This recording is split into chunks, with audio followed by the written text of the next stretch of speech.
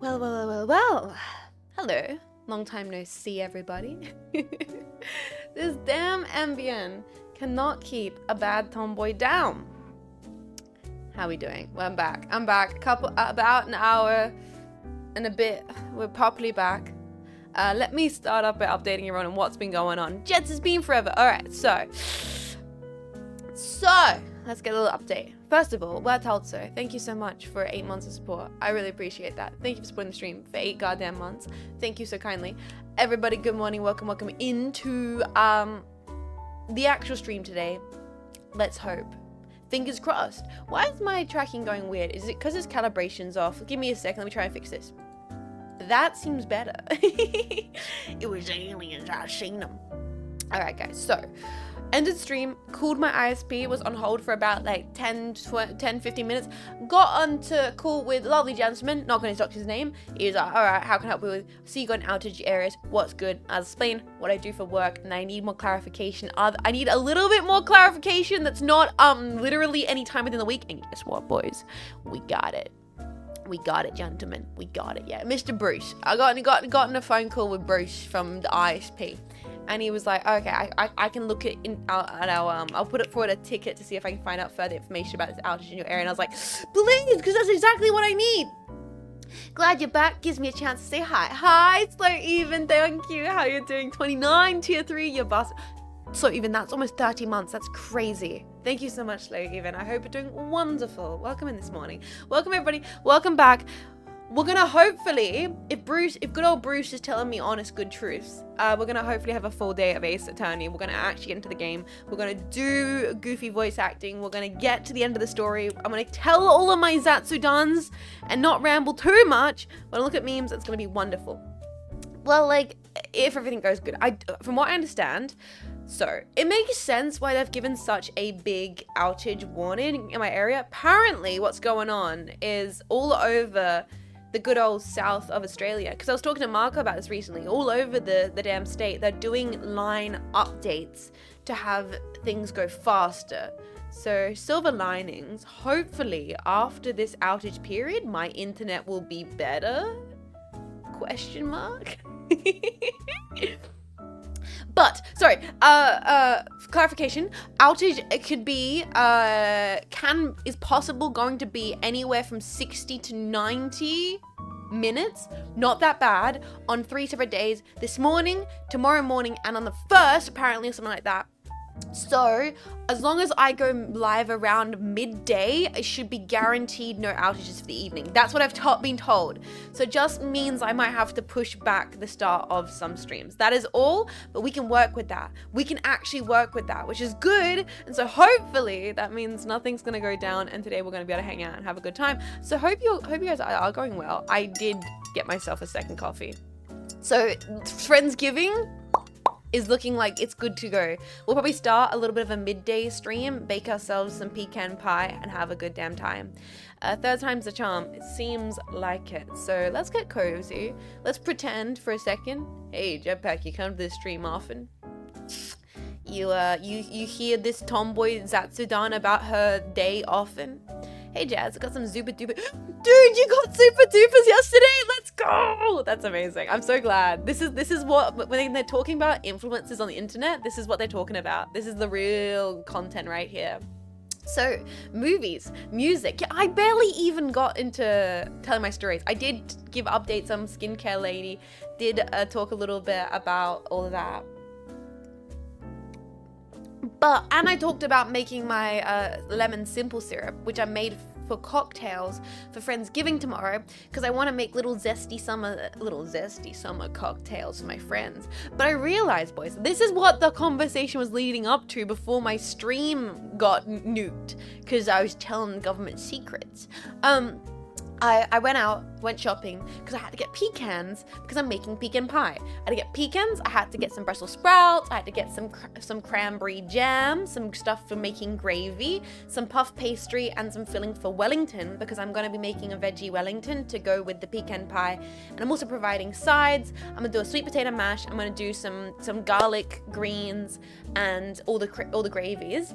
And then Vivi, Marco, Rumi-chan are bringing, I believe they're bringing an extra dessert, some beverages, mac and cheese, and maybe one other thing. I'm not sure. I mean, I know Rumi-chan is a bit of a chef, but I think Rumi-chan might be pulling the weight with bringing the sides to Friendsgiving. Anyway, so mac and cheese. I'm almost sad that I'm not making the mac and cheese because I have an insanely good mac and cheese recipe. Like, my mac and cheese recipe goes down atrocious. It is so good. Yeah, I'm making a Veggington.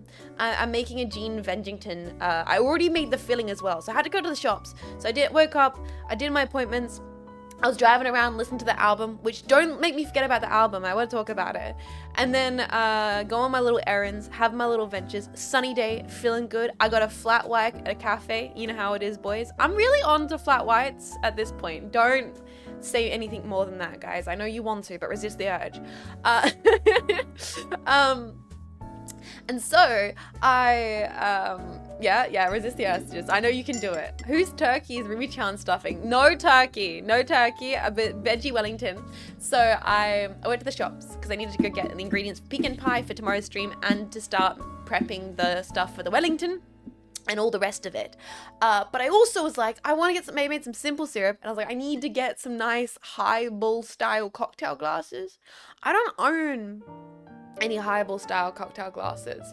Guys, I'm so sad that the Zatsudan from the start of this stream is now nuked forever because I don't like leaving a half-hour stream live. Because to be fair, I had some good bits about an hour ago. Can we just have some 07s? For the 30 minutes of yapping that was lost to time, that was actually kind of good. Like, whatever I was yapping about, you know, cleaning my apartment, there were some good one-liners in there. Lost like tears in rain. Come on, run them back. Rewind the stream. I'm not going to repeat the jokes. There were some good moments. There were some great jokes in there, but I'm not going to repeat them. So I went to Op Shop to get some highball glasses because I needed to get some nice ones to make some to put my lemon simple syrup in. And I go in the Op Shop and I was like, oh, these are lovely. Kind of like tall highball glasses with some vintage etching on them. Ooh, I like this. So I grab them, I grab a set of 4 and I do that thing where you like hold them, like the fingers in the top 4 and you're holding it in the base. And I'm walking around the Op Shop with these glasses. I'm walking around and I'm like, oh, you know, $3, set of 4 glasses, perfect. Exactly what I'm looking for. And then I don't know how it happened, but I was holding them, like holding the base and holding the top of the glasses. At some point, I feel it. Like, these are tall, slim kind of highball style glasses. I feel one. I feel it slide down the side of my hand. And I watch one of the glasses, I swear in slow motion, hit the ground, dink, jump, spin in the air, and then all over the Op Shop and I was like, oh no,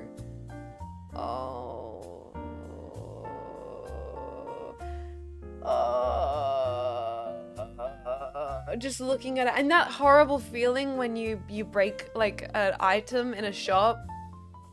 And the worst part was, I was like, I really wanted a set of 4. It's a way nicer round number than a set of 3. Which is, it's in the end, it's fine. It's fine because it's like only gonna have 3 guests. It's only gonna be Vivi, Marco, Rumi-chan. So I'll just use a random glass myself. But I was like, we're gonna have matching glasses and matching cocktails together.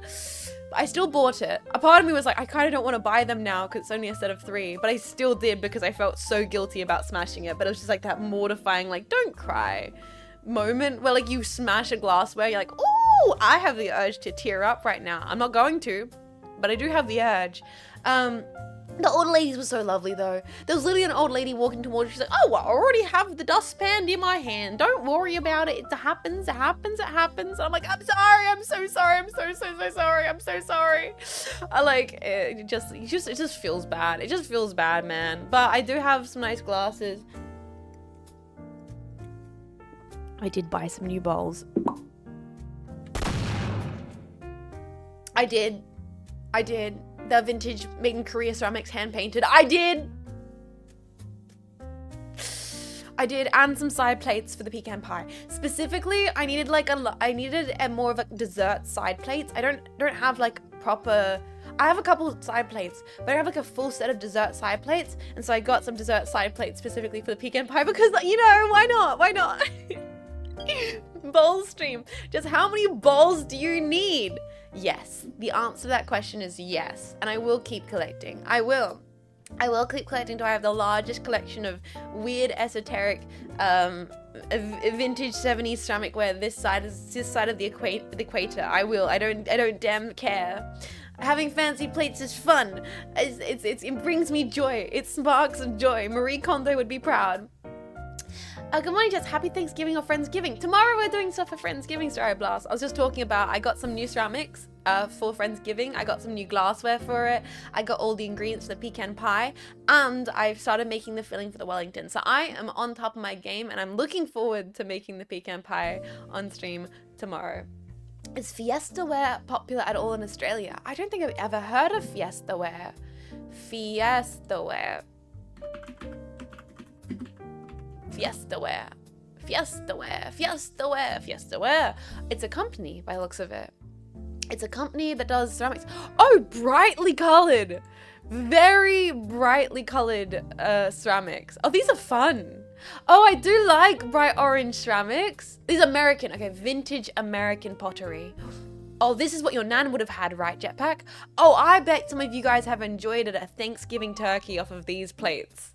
Oh, I bet many a Jetpack have enjoyed Grandma's artichoke dip off one of these exact bowls. Holy! These are cool. I like these. I really do. I think these are funky as hell. Oh, I need her. I need her carnally. Hold on. No. Give me. I need. No. I need her. Give me an image of her. 1950s water pitcher from eBay. Why is this the crunchiest image ever existed? And why is it a freaking GIF file? Ah! No, give me a quality image of this picture. Picture? I hardly. It's a Star Trek prop. It's a Star Trek prop. And if you know anything about me, Jetpack, you know I like owning things that look like they belong in Star Trek. I literally own a set of Picard's glassware. Because of course I do. I have this vision of owning, look at that. That's so cool. I love the shape and the design. Tex-Mex kitchen decor. This is very Tex-Mex. We have one of those! Send it to me at jeanfaymas.pobox.com. That's from Star Trek, baby. That's something that, like, Roxana Troy is pouring, like, a Vulcan ale out of that bad boy. You know? Like, that is sick, and I need it. What a cool design. And it's in beige. It looks like it's out of Ghibli. Yes, this. I need this. I need this. I need this. I need this now. I need this yesterday. I want this so bad. Yeah, Roxana Troy's pouring the Vulcan ale out of that bad bitch at like 10 forward. You know it's real. Romulan ale. Ah, fake Star Trekky fan. Instructions not understood. Send pictures to Jets. Yeah, send pictures of your bowls to jeanfaymas.com. We are gonna have to do a bowl review at some point. It's not an if, it's a when. It's a when. I don't think you need any of these things. It's cool, but don't fall to materialism. I fall to materialism constantly. I do need nicks and knacks to fulfill a deep dark hole in my soul. Like, okay, there's a difference between like falling to materialism because you saw the latest Labubu Jabu chocolate and you're just looking for a quick fix of serotonin. That's one thing. There's another thing of surrounding your environment with items that are beautiful, that are practical, that you use daily, that improve your moment to moment existence on this planet. And that's me when it comes to ceramics. Hello, Glamers. I feel kind of poopy. I'm trying to think of a joke there, but honestly, I hope you do feel better. I was gonna be like, oh, then go to the bathroom. But like, genuinely, Kite Man, I hope you feel better. Welcome to the stream today. Welcome. How you doing? Welcome in. I hope we can feel a little more comfortable. We're just yapping, having a chat, and we're gonna be doing some goofy, horrible voice acting in a few minutes. My stream went down twice, and now we're finally live. She uses every bowl once a day. I genuinely do. I switch out the different bowls I use daily for different foods, for different items, for yogurt, for cereals, and it makes me happy. It brings me joy. And it's like, you know, it's something that I enjoy. I'm not gonna be like hoarding every single bowl. No. There's many times I've walked into a op shop and went like, oh, that's nice, but I don't need it. You know, it's about the whole. How many tote bags do you own? Genuine answer? You want my genuine answer to that question? Like maybe 4. One of them being the Cynapse tote. One of them is like a tote I got from a gallery. One's a Cynapse tote. One I got recently was a Severance tote, and they have my really, really big classic one I use every day for grocery shopping. Well, not every day, every week for grocery shopping. Yeah. I feel the same with VTuber merch. You know, yeah. Don't let big minimalism win, though. You are allowed to spend your earnings on things you enjoy. That is allowed. It's your money. You do with it as you please, within reason. This is my bowl for yogurt. This is my bowl for fancy yogurt. Yeah, that's literally me. Especially on beautiful things. Yes, especially as I was an artist. I am a big believer in spending your money on things you find to be beautiful. Like I think that is very valuable. Now I'm just a girl failure on the internet. Artist brackets former. Big minimalism just wants to sell you more, less. I mean, I've talked about this very many times. I wish I could have more of a minimalist environment, and I tend to. I just display the key things I really like. Anyway, we're not getting into it. You guys are trying to get me on my bowl rants. It's not gonna happen. I'm not engaging with this morning. What I am going to do though is we should probably get into the game. No, I want to look at some memes. I want to look at some art. I also what else we wanted to talk about? What was else I was going to talk about? Movie I watched. Oh, the music. Sorry, you guys are I'm being thrown off my flow point right now. I think I've forgotten what brings me joy. That's fair. But that's kind of, don't think of that as negative. That opens up a pursuit for finding new joy. You know what I mean? Just because you've lost what previously brought you joy is okay. You now have a pursuit for something new and exciting, which is kind of brilliant. It means you're always evolving and ever changing and never stagnant, because there's more for you to discover. Time to explore new hobbies and interests and people and places and things. Oh yes, the album. I think I've already talked about it, but it was one of those things where it's like I was driving around to my doctor's appointments and I was like, oh yeah, I'm in the mood for that one. Got it! Constantly set out different dopamine hits. Yep, absolutely. Time to spend all your money on gacha and rolling for SSR pulls, because that will truly fill that hole in your soul. These are absolute words of wisdom, and I mean every word I'm saying. So I was listening to music as one does in the car. Quite enjoy it. Big fan of that. And then I was like, oh, yeah, I kind of want to listen to that one freaking tune. And then I listened to that one tune. I was like, no, now I want to listen to that whole album. And I listened to the whole album. And I'm like, God, how do I always forget this album goes so hard? And then I remember that the musician's description on Spotify is literally their review for Witcher 3. Like, I remember that the musician's about section is just them reviewing The Witcher 3, and I'm like, yeah, that's why this album goes insanely hard. beast, right? Let me pull this up. Jean Faymas, pull up the clip. I'm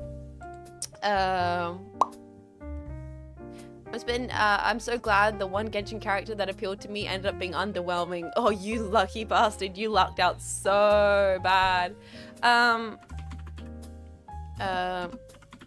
Let me bring them up. Let me bring up the recommendation. I've definitely recommended this artist before to Jetpacks. This is not the first time I've talked about this artist. I think I did it like the start of this year, but I hadn't listened to them since the start of this year. And then I put it back on and I was like, ooh, yeah, it does still go as hard. Sabernostics, thank you so much for 30 months of support. I don't know why my alerts are not working today, guys. Why is my alert box not working? Oh, there it is. Thank you, Saber, for 30 months. All it took, one AC game to stick with this lovely Bingus for 30 months and counting. Let's go. Thank you, Jets. Thank you for choosing to click in for the Ace Combat streams. I'm glad you would. Oh, wait, was it wait, AC? Do you mean Ace Combat, Armored Core, or Ace Kearney? Thank you, Saber. Hey, Armored Core, I'm glad you stopped by for the Armored Core streams. I'm glad you've enjoyed your stay, and I'm so thankful that you've chosen to support the stream for as long as you have. What band was it? Shh, give me a second, I'm screenshotting it. Sit patiently, Jetpacks, sit patiently. It was 4 and 4 answer. God bless 4 and 4 answer. I adore 4 and 4 answer. All right, boys, here it is. Here's the, okay, the band. Oh, wait, no, let me screenshot it. Sorry, I was gonna screenshot it for you guys. Schnipple.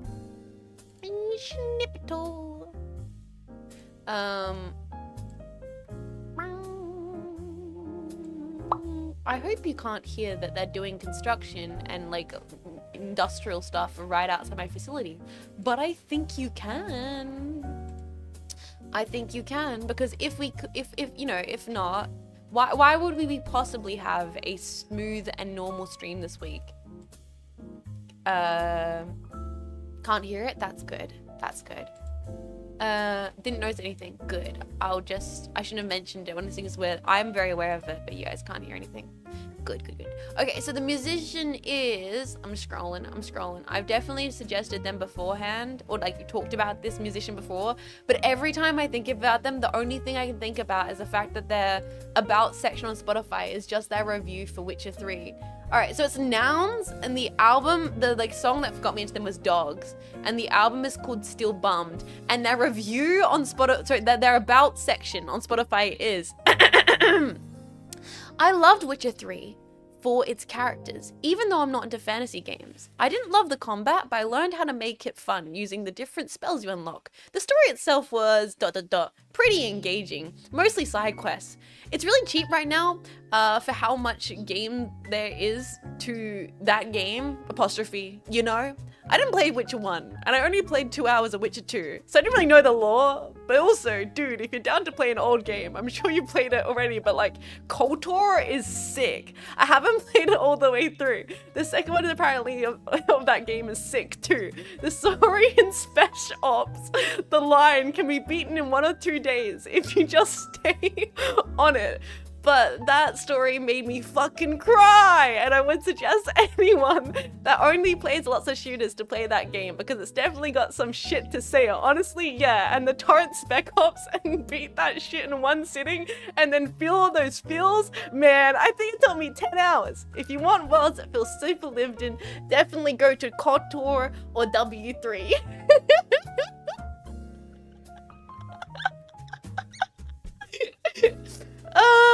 So that's the review. That's the about section. That's the about section of this musician's about section on Spotify.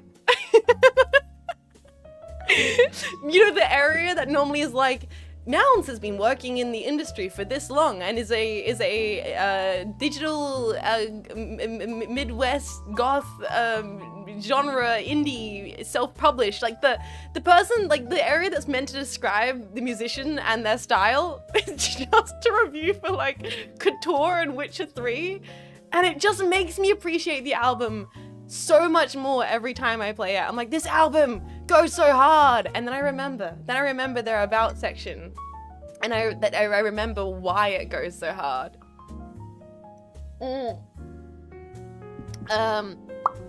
Dude's just sharing that passion, and I love it. I really do. Are they still together? They haven't released anything since 2022, according to Discogs anything. I've got no idea. I don't know if it's a band or a solo artist. And yeah, they haven't released anything since 2022. The 2013 album, Still Bummed, is so good. Like, really good. It hits all of my, like, guilty pleasures in music perfectly. It has, like... And it's like the specifically the kind of boss music electronica mixed with the Midwestern math rock guitars mixed with the stupid lyrics. It's actually incredible. And it goes, there's just like some point where it goes, it's slow burn, and then it goes really, really hard, and it's just a great album for me. It hits all my guilty pleasures in every single way. They're a 4-piece band from Conway, Kansas. Hey, see, I would have known none of that because their about section is just a review for Witcher 3. So I've got no idea that they were a 4-piece. Your bio should be that insane review. Still been to the Discord. Honestly, yeah, my bio on Twitch should be my review of Death Stranding 1. That would be amazing. What band? Nouns? Yeah, I'll play a little bit of that. I don't know if it's for everybody. Like, it's very much, I'm fully aware that it's this band has all of my guiltiest pleasures in music in one album, and I genuinely think it goes insanely hard in a very kind of nostalgic, endearing way that I think, you know, did you review both Death Strandings on stream? No, I rarely actually give my full video game reviews out. I don't like, I don't know. I don't have enough faith in my opinions of video games to actually like give a review for a game unequivocally. I don't trust my judgment of video games that much, really. Nothing is for everybody except for me. Oxygen and beer. True! And then even some people don't like beer, and they're crazy for it. Guys, okay. Alright. Should I play it? This might get muted. But this, okay. This is the song that got me into it. It's Dogs by Nouns. And then I checked the page and I was like, and then I was like, why is the freaking about section just a review for Witcher 3? I'm like, wow. Such a amazing album. Then you listen to the album start to finish, like, wow, such an amazing album. Holy shit. What? Every time I listen to it, I'm like, I need to listen to it more. You know when you listen to an album, you're like, I gotta listen to this album more, man, because it goes hard. Wait for it.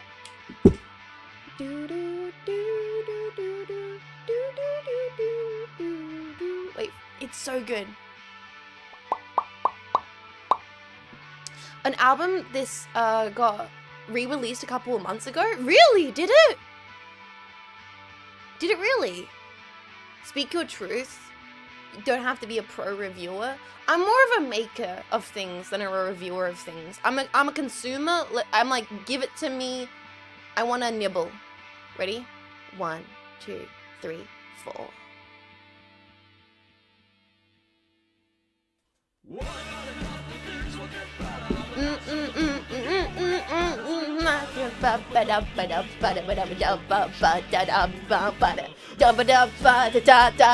Yeah!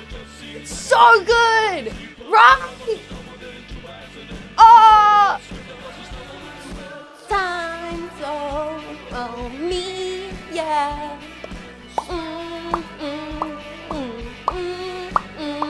Bro, and it's like the bounce section is a review for Witcher 3?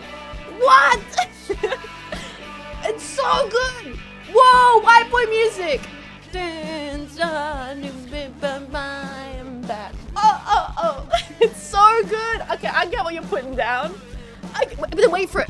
Best part of the album's coming up soon. Best part of the song's coming up soon.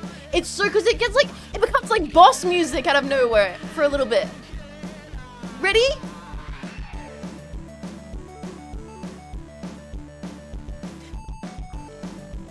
What? So good!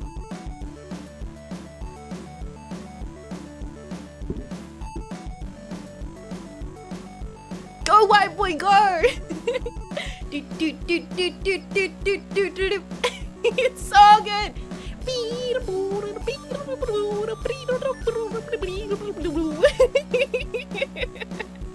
But yeah, so I listened to this album when I was like driving around the day, and I was like, how do I always forget that this album goes insanely hard? And I actually thought about tweeting about it. Like this musician's about section is just their review for Witcher 3. And yes, the album does go hard because it's so good. It's so good. Magic Bubble, welcome to keep following. Sorry, I didn't mean to call you out. I rarely call out people for following.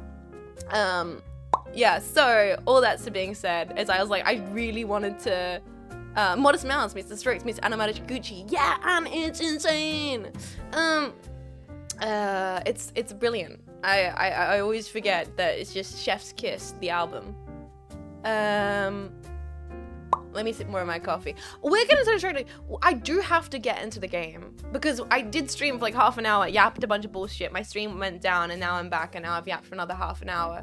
And now I'm just talking about album that very good. But you guys always are like, thank you for suggesting your Janecast music, Jean Faymas. So here I am suggesting my Janecast music. Well, not suggesting it, more just talking about it. If you choose to listen to it, that's on you, baby boy. What was it? What was I saying? Yeah, so that was the album. And then I watched a movie that I was like, okay, this is a good movie. Why do I kind of hate it? You know? I watched a movie last night because I was saying how, like, recently I've been trying to get more and more sorted. And so I've actually been, like, winding down in the evening and going, hey, I actually have, like, a few extra, like, hours free. I'm gonna watch a movie. So I decided to watch a movie last night. And I was like, okay, objectively, this seems like a really great movie in a lot of ways, but I kind of don't like it. Like, I kind of don't enjoy it. Hey chats. Hi Sam, welcome. How you doing? Welcome. Welcome to the stream. All right, spill the tea, sis. I might. Except for I shouldn't spill the tea. I have bad track record with that. Not good for my health. Not safe for me to do that. Is the Jeans of Faymas? It might be. It might possibly be. But yeah, sorry, no, I didn't mean to open up like suggestions for music at the moment. That's like, we'll get way off the deep end if people start suggesting music in the chat. That's not, I'm mainly just talking about the album I was listening to in the car, and mainly as an excuse to mention again that their about section is a review for Witcher 3, because I find that endlessly entertaining for some reason. Sorry. Wow, why am I a little scatterbrained this morning? Don't love it. Movie? Oh, yeah, movie. That's proper punk. Yeah, good quality punk. I only brought it up because of gamey sounds. No, we have like music suggestions and media suggestions in the Discord if you want to pop it in there. Definitely feel free to. Movie. All right, let me try and get myself back on topic. I feel like I've been thrown off my rhythm today because of like everything that happened with my internet this morning and having to call up my ISP totally has thrown me off my flow because we talked about so much before the stream went down. So I feel like people are missing context because we actually yapped for like half an hour before the stream went down. So like I'm like, where do I fill in the context here? So doctors, listen to album, got stuff sorted, started prepping stuff for Friendsgiving, organizing things as I've been doing on my days off, and then yeah, the lost context like tears and rain. And then I was like, I got a few extra hours in the afternoon, I'm gonna watch a movie. Yeah, so movie, I ended up watching Closer, the 2005 movie Closer, and I decided to watch it because it was like I was scrolling through like my Amazon Prime account and I was like, oh, I like Jude Law and Natalie Portman. Cool. This seems kind of interesting. I can deal with like a, short-if like drama film with some great cinematography from, the early 2000s. I'll see what it's like. Might be really interesting. I didn't like it. oh good, it's not a movie I like. Yeah. So I don't know, have any of you guys seen Closer from 2005? I don't know if any of you guys have seen this movie. I was just like, oh, I love these actors and it could be an interesting drama. I didn't enjoy it. It was like visually stunning.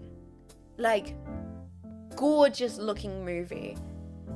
People do not like movies or frame movies like this anymore. Like there were so many points where I was like, wow, this looks beautiful and the lighting's incredible and you can tell it's shot in film. Everything looks great. Natalie Portman looks great. Jude Law looks great. All the actors in the movie are on top of their game. They're acting their mind out. Wonderful, wonderful, wonderful stuff. I just didn't like, I don't know. It frustrated me. I was so frustrated by the movie. All the characters are hateable. All the characters are stupid. And all the characters are frustrating. And it's one of those problems, weirdly enough, because we were talking about the Before trilogy earlier in the week, and I was talking about how good the dialogue is in the Before trilogy, how natural it is, how believable the acting is. This was the opposite.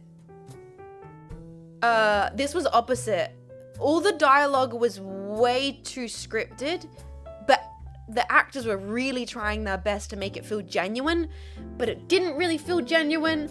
I think it was based on a theater show, which you can tell. Like, you can tell it's based on a theatrical performance in ways which don't always work. I read the synopsis. There is not a single character to root for. Yeah! Like, even Natalie Portman's character, which you want to be like, oh, she's young and dumb and you want to forgive her. I'm like, no, I can't forgive you because you're also an imbecile. You're also an idiot. Everyone in this movie sucks. And not even in like ooh, this is an interesting character study kind of way, but more in a like, I'm just kind of, this isn't really doing as much as it could. Like, what am I getting out of this? What am I apart from some really, really beautiful visuals, what really am I getting out of this? There's really not much redeeming, except for there was a really, really funny scene where Jude Law is on a early computer chat sex room called like sexlondon.com, and it's like the most early AOL like computer graphic, and he opens with the text, "Do you come here often?" spelt C-U-M. And I was like, oh my god, what is this? What am I watching? At least we got a Fall Out Boy song out of it. Did we, Desert? Wait, is there a Fall Out Boy song based on this movie? Hold on.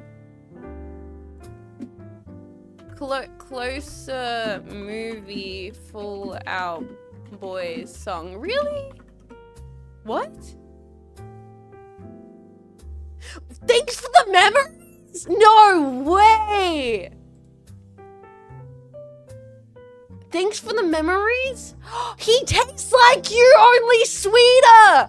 Yes, that is from the movie. I will say, the movie does have a lot of those moments where you're like, I should be enjoying this movie more. Because there's so much quotable stuff. Like, every other line in that movie is like so painfully well like scripted that you're like, ooh, that was a great line. Ooh, zing, got him, got her, but it's not actually that satisfying. Like, it's too forced in a lot of ways, where I'm like, that's a really, really well written line, but that's about it. Does that make sense? Like, it's like, wow, that's so well written that it feels artificial in a way that is, yeah, I just couldn't like click with. It was very interesting to me.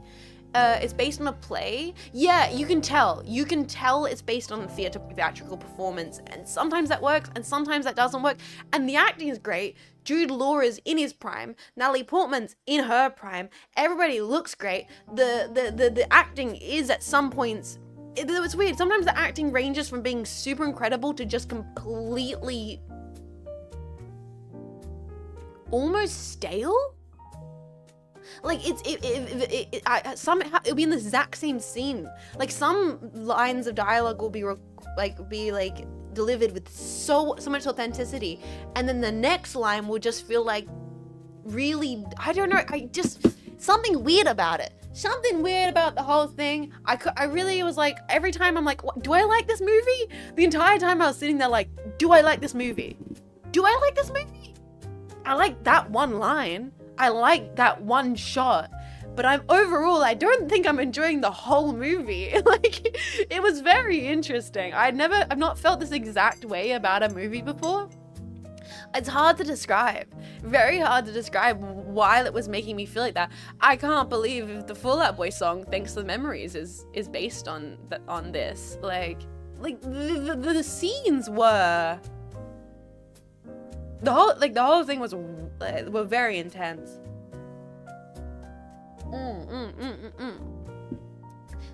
Oh my god.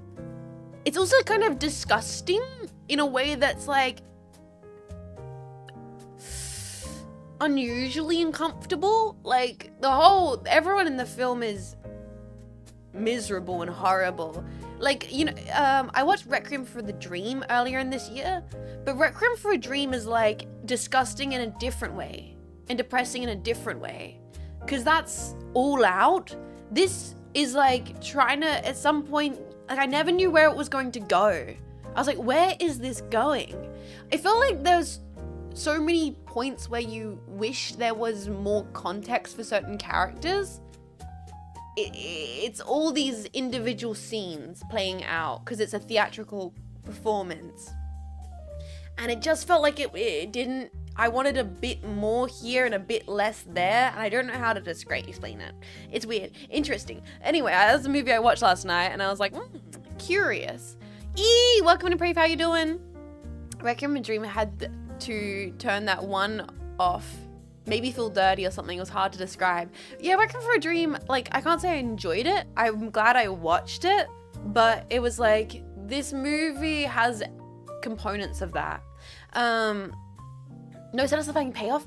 I mean, the ending was the ending, and the ending felt like the right ending, but it wasn't satisfying, but it wasn't unsatisfying. It kind of ended and you're like, yep, that seems like how this was going to end. You know what I mean?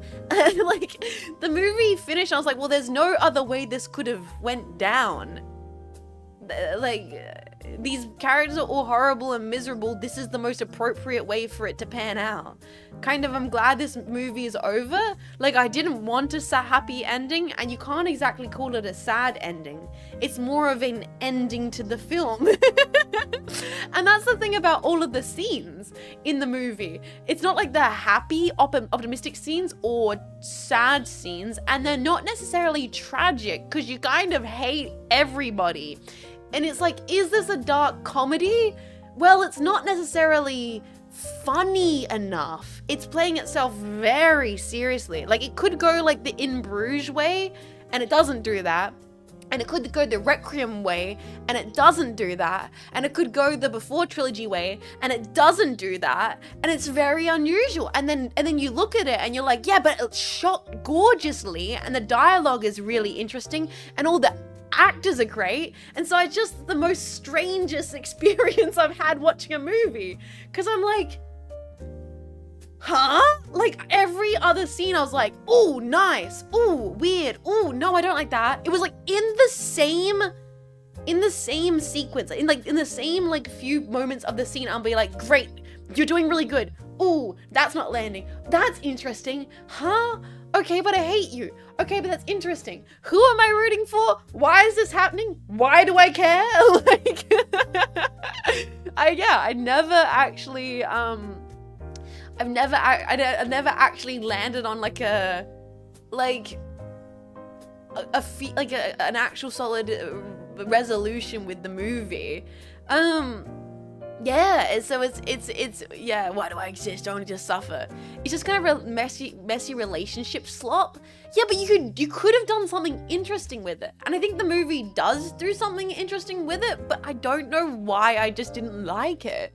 I was like, why is this, it's like so close to being a good movie in certain parts, if that makes sense. And I'm like, yeah, so yeah, I don't know. All of you are just terrible type movie, which can work. Because here's the thing, I'm not the kind of person where I need a happy ending or I need good I need likable characters. Like, I don't need likable characters to enjoy a movie. In fact, sometimes great movies can be about terrible characters. And that's why I was like, why don't I like this? What just wants closure? No, the movie has closure. In fact, I think it's weird that the movie has so much closure. I'm like, why does it feel like everybody's actually okay in the end? Like, what was that for? What was the point? What did we learn? It feels like no one learned anything. We started where we finished. Like, like, yeah, it was interesting. It was interesting. I'm glad I watched it, I think. But yeah. Sometimes you watch a movie and you're like, I'm not sure how I feel about that, but it was a curious experience. I felt that way about Marriage Story. Yeah, I've never actually seen Marriage Story, but I imagine maybe it's similar. Ain't nothing worse than stupid characters. The weirdest thing was, I think the motivation was just I didn't believe it enough. I think that's the problem, is the movie kept trying to make me buy into the characters' motivations, and I just couldn't. I just didn't really click with any of it.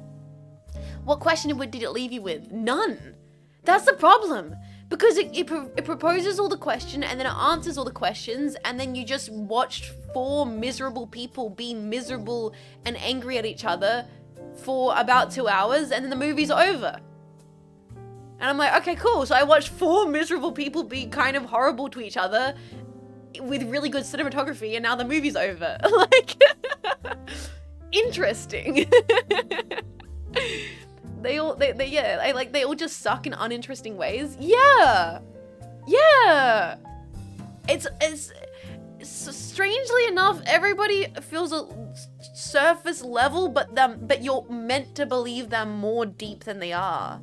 I'm more surprised you didn't like Requiem though. Those topics were a little more taboo then. I mean, no, Requiem was interesting. Requiem's actually trying to say something. That's the thing. Requiem has a point it's trying to make, and it does make them, and there's very interesting things going on with Requiem for the Dream, with culture and with class and with purpose and with substance and with media, television, consumerism. Like, Requiem for the Dream is trying to say something. Closer is just kind of, what if rich horny assholes were rich horny assholes and the movie? But it's not even fun, and it's like, is this funny?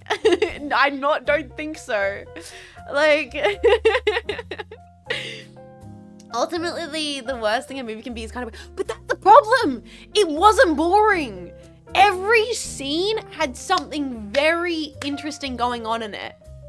Like, I saw Natalie Portman's Natalie Portman. Goddamn, like, no joke, that's the craziest thing about Closer. Every single scene was fascinating. It opens with Natalie Portman being hit by a taxi cab, and I'm like, oh, okay, this is gonna be interesting. And then it's like, then the next scene is like this brilliant piece of dialogue and a photography sequence. Like, every single scene was interesting, but also unbelievable, but also boring, and also frustrating. And but I got to the end of it, I was like, why was that so close to being good? And also, I didn't like the movie. I don't know. I just kind of finished watching the movie being genuinely kind of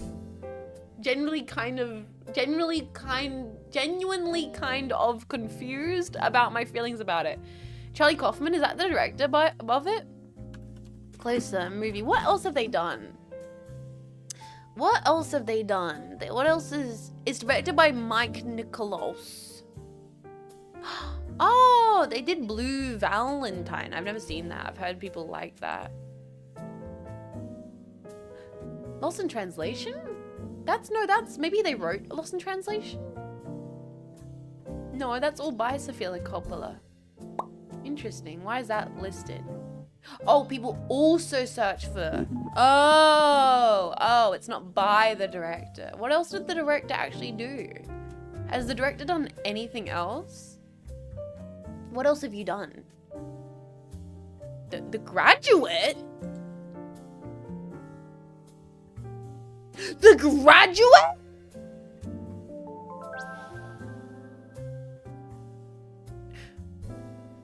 Huh? Hi, old man Blake. Thank you so much for 15 months of support. Very nice place here. Now back to the... That's all good. Enjoy your vents. Thank you so much for 15 months of support. Turn left, man. My tomboy mech pilot can't be this cultured. What happened the other day? Oh, boys! Funny thing I remembered. When I was at the skincare lady thing with the skincare lady getting the laser lights shot into my skin, she was playing music because, you know, it's nice to listen to music when you're getting lasers shot at your skin. And I was like, oh... Blue Dalloon by Debussy. And she's like, what? I was like, this song is Blue Dalloon by Debussy. And she's like, wow, you're cultured. I'm like, no, they just use this song in like every piece of media. This is, everybody knows. Yeah, it's just in every video game. I was like, it's in everything. Also, Turn Left, man, thank you for 28 months of support. Old man Blake, thank you for 15. Hope you're all doing lovely. Welcome to the stream. Sorry, I've gotten very distracted talking about Closer. I can't believe this is by the guy that did The Graduate. I like The Graduate, by the way. Weirdly enough, this makes a lot of sense that it's by the same person. I see it. I see it. I do, Specialist. I do like FF8 by Orson Welles. I do, yes. I very much do. I love the movie FF8 by Orson Welles. Sorry, this is what, yes, I am tomboy who has watched movies.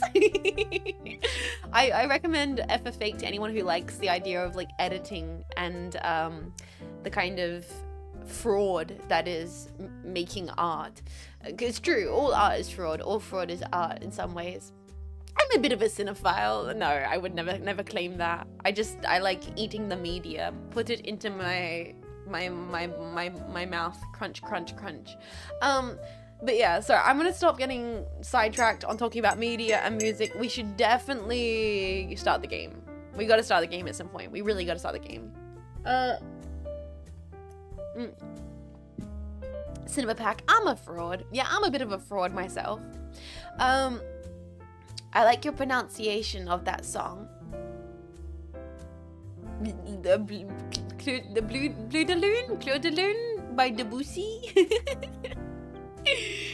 Name 5 Stanley Kubrick films. Easy Clap, Lolita, The Shining, Full Metal Jacket, Clockwork Orange, 2001: A Space Odyssey, Barry Lyndon, Eyes Wide Shut. You want more? You want more?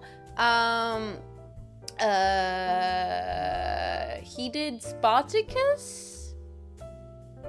Was that him?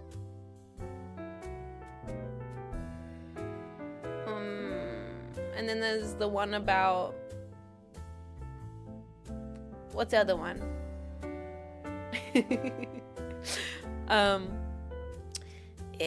Your Honor, it's not identity fraud. It's identity art. Yes, yes. Barry Lyndon mentioned.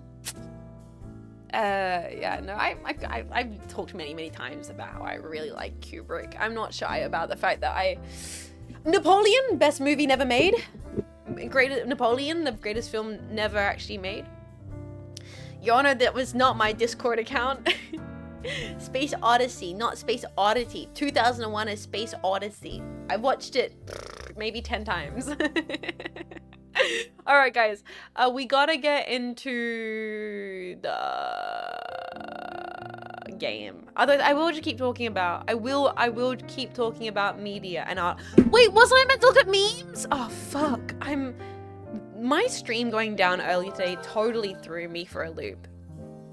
Guys, the stream crashing earlier today completely threw me off of my flow.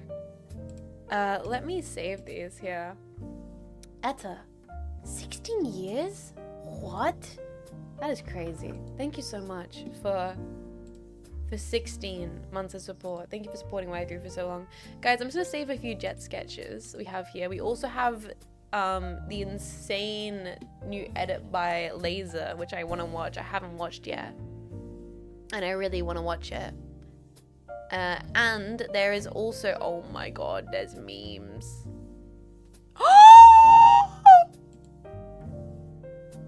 Oh my god.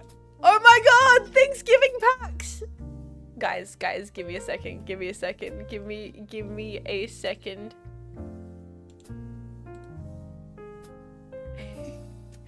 Alright, let's save the memes. Screw it, I can talk for like another hour. I can talk for a little bit longer.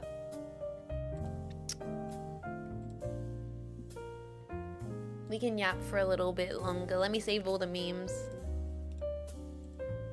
More yap, more yap. We do need to try and finish. We do need to try and finish the game. Alright. Saving all the memes. Some more jets are done as a treat. As a little treat. Let it ride, jets! Oh my goodness! Save. Saving all the things. Saving everything. Bunch of memes.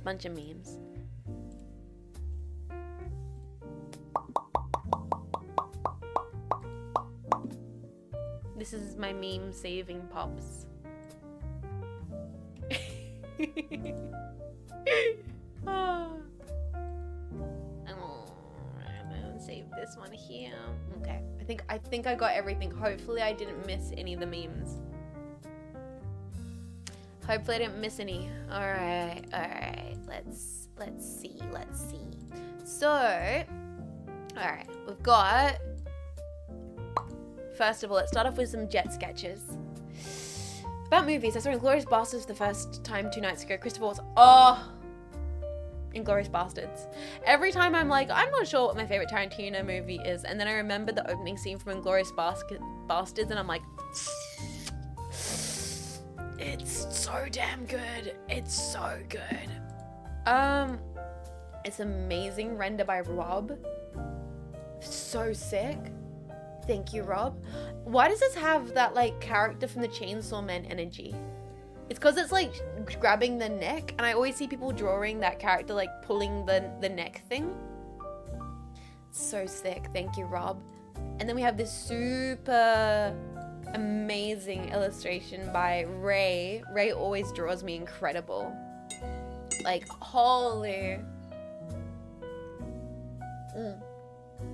Just amazing art. I always am so blessed by Ray's sketch. They draw the most tired looking tomboy, and I love it. I love it so much. Thank you, Ray. And then we have Samure, who always draws the sweetest packs. The sweetest packs for Paxgiving. You guys get to stay in the corner. Packs for Paxgiving. Tomorrow is Paxgiving, and I will be streaming on Paxgiving. Please look forward to it. Paxgiving coming to a stream near you shortly. Hadako, thank you so much. Tier 3, 23 months. Wow. Thank you for supporting this, whatever this is.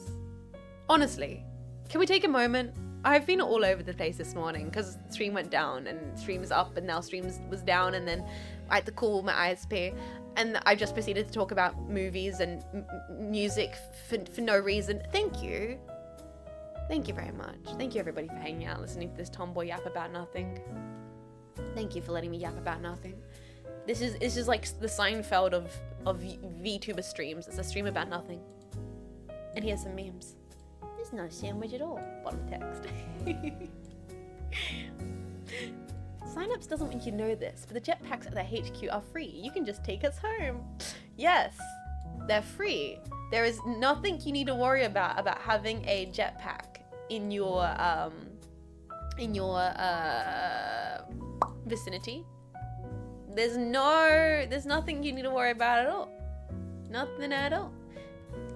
Pat's head. This tomboy can fit 1.5 beers in her, or more accurately, 2 strong zeros. And no, she will not be any of the bosses in Bloodborne. I have no mouth, but I must pop. Then we got Let It Ride jetpack. Let it ride. And we also have Death Stranding is a really good game for chatting. I need to relax today. Ah! Honestly, yeah, that's the thing about Death Stranding is it's all fun and comfort in games until like some insanity would happen during those playthroughs. Talking about Death Stranding, which cat face describes your feelings towards Amelie? I do like that there wasn't that many clips from that stream other than me being very upset about Amelie being on screen, which I did enjoy. Like, out of like the few clips of that stream, at least 3 of them was like, Amelie appears. Yeah, it was like comfort, then insanity, and then breaking down at tears. That whole last stream of Death Stranding was wild. And then we have Australian VTuber Court doing unchristian things in DMs. And of course, the Jean Faymas situation's crazy, bros. It's crazy. You heard about the Jean Faymas situation? Her ISP keeping her down because she's trying to reveal those secrets. But yeah, thank you guys for your memes. Not again. And it could happen again. And it will happen again. But you know what we should do? Not the @Jean Faymas. No. Let's go over here, guys. Because Incredible Laser has been cooking up something, and I've genuinely done my best to avoid seeing whatever this is because I didn't want spoilers. I didn't want spoilers for whatever it was. Just your model wearing pants? Yes. See? I'm wearing pants. See? I got shorts on.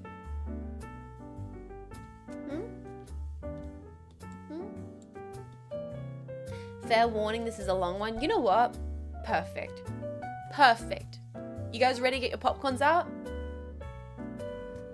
Alright, let's move this. Scene, then I'll grab this here.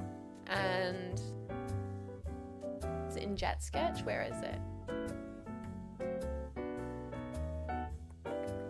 There it is. Oh my god. Pause, pause, pause. Pause, pause, pause, pause, pause. Open this here. Theater mode. Turn the volume up. Capture this. It's called The Laser has been working on something. It's called Like Tears in Rain. Doom 2016. Laser, what could this possibly be? Let's uncrop it. Hold on. Alt? Why is this not uncropping? Ah, there we go, that's better. I had the wrong thing. Yep, there we are.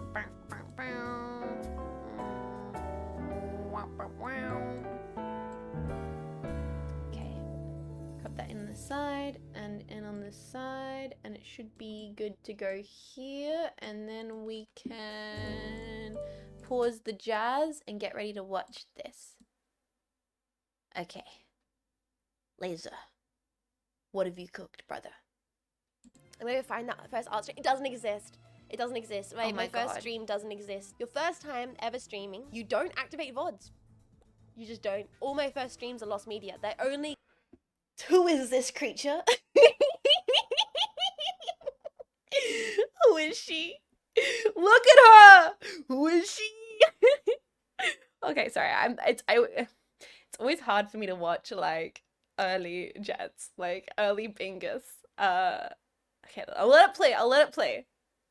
existing clips. I didn't think my streams were worth archiving for the longest time. It's true. Almost my entire first year of streaming isn't archived. I just didn't think it was, like, you know, worth archiving. And then we did the Doom series, and I felt... Wait, guys, look at Sorry. I'm like, there's this one-to-one moment of like me holding the jetpack and now me still holding the jetpack. I feel like I've grown. Like I genuinely feel like an older version of her. I feel like her big sister. I am her big sister. Sorry, this is just surreal to me. Sorry.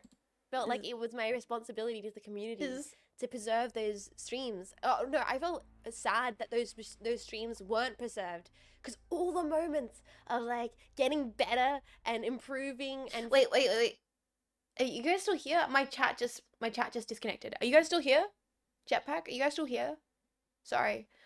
My chat just I'm so concerned about yes, okay, good. Because I'm so concerned about maybe good about like the internet problems. Okay, cool. Sorry. All right, we'll keep watching. Stop pausing. Sorry, I'm doing the pause thing. Sorry, you know what? Screw it. We'll go back to the start. Sorry, I'm gonna stop pausing. Let's watch from the stop. I'm gonna find that first art stream. It doesn't exist. My first stream doesn't exist. Your first time ever streaming, you don't activate VODs. You just don't. All my first streams are lost media. They only exist in clips.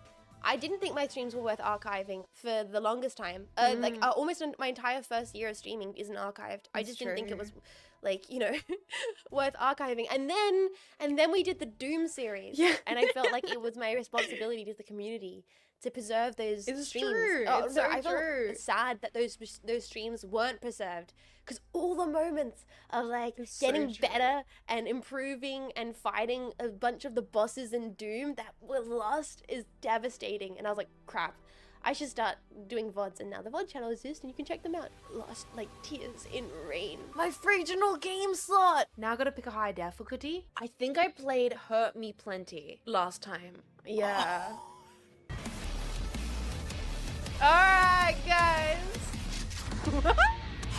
Oh! Yo. Oh, that was a good death. Yo! Ruby. They're just leaving these around here now? Okay. Lick it. Yeah! That's not a satisfying crouch. Whoa! Whoa! Yes! Oh my god, this is sick! Ooh. Red. Lick it. Oh my god, I forgot how fast these enemies move. But I can move faster. And that's also I can kill myself. Oh, we are so fucking back. Oh, that, yeah, we died so many times there.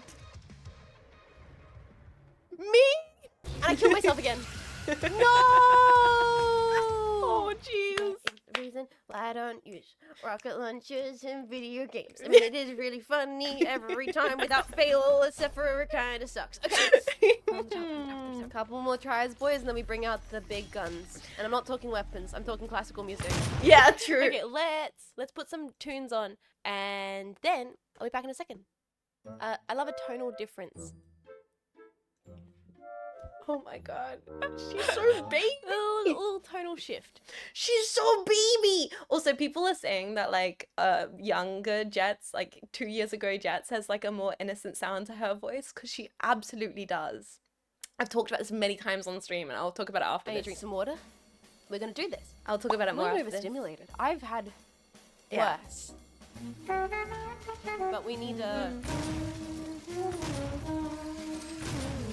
For those that don't know Doom and why we're playing Doom, and those that haven't been here for the last 4 years, the reason why we started this Doom replay through was because it wasn't archived. The first video on the VOD channel is my final stream of Doom Eternal. Basically, the Doom series is the reason why the VOD channel even exists at all. Oh, this is crazy. This is going to be the one game compared to all the other ones where it's going to be the most interesting with how far I've come with FPSs.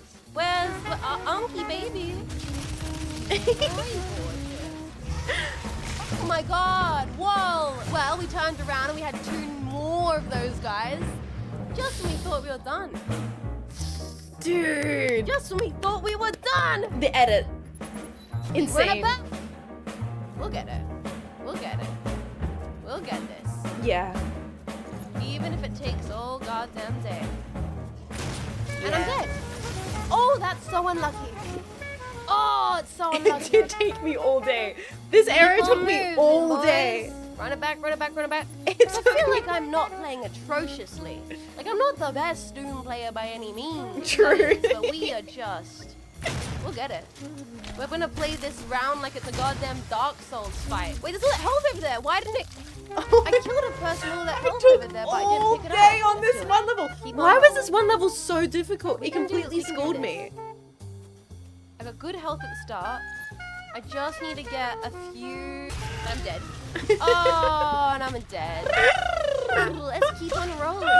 Someone does. Oh no! Joel, Oh no! Joel. There's 3 of them! Alright, take it And I'm again. dead. 3! It's like, wait, what? What? What? Is my game bugged? What is going on? I'm so dead. Oh my god. It's like if she spawns too many of them. Oh my god! Did she literally spawn on me or what? And I'm dead. Oh my god. What the fuck? Oh my god. This is crazy.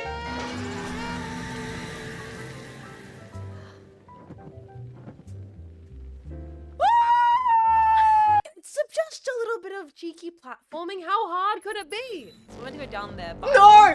No! You're not doing this to me. careful. No, no, no, no, no, no, no, no, no. Oh gosh. No, you're not. You're not. You're not. You're not. You're not. You can't. You Check can't. out You what's can't. up. You can't. You can't. More secrets now. I'm just the. You know me, chat. I'm the best at platforming. And now I need to jump to that, and then maybe from there I can jump over there. I guess we're going down that way. Oh my god. My blue Yeti ass mic.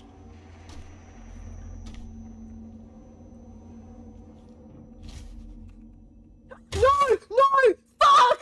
I wasted all of my rocket launchers, bullets, before, so now... Oh, fuck off! That was bullshit! That was bullshit! That was bullshit! I have to do it again! Again! Y'all mind if I, y'all mind if a lady take a quick break? Not even for the bitch. Oh my god, some Not things never even- change. For the bit woman, butt shot, new type of shotgun ammo. All right, deep breaths. This is gonna be tough. Oh my We might God. be here for a little while. If we have to turn on emergency comfort jazz, we will. Maybe I'll turn on my emergency comfort 60 music. some I things might never just. change, Its man. first love is gravity. No! My first love was the bit. And also brief history, monsters, awesome. I think like that one guy from Horrible History. Fuck off! This is gonna be a great Saturday Sunday. That's such a good bit. That's Night such morning. a good Yeah, bit. I mean, I might crack open a beer. This is where it started for me. That's like, such lot a of fuck the you. OG Fuck Jets you. culture. Fuck you. Playing FPSs, cracking open a cold one. It all started with like these streams. Oh, dude. It all started with like June 16 shit with me playing these games and just chilling out. This is And it's done like, way I too never well. look back, it was the funnest stuff ever.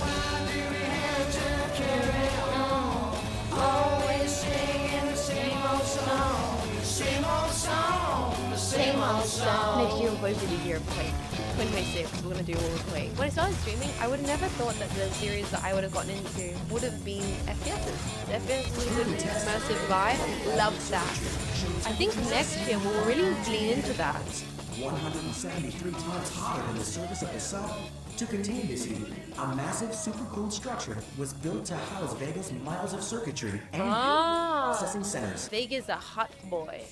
I remember that's why I sing so much Vega Boys when we play Doom, because we have Vega. Boom, boom, boom, boom. I want you to my Doom to spend the night together. In hell and to forever. Boom, boom, boom, boom. Double shotgun boom to shoot some demons together. From now into forever.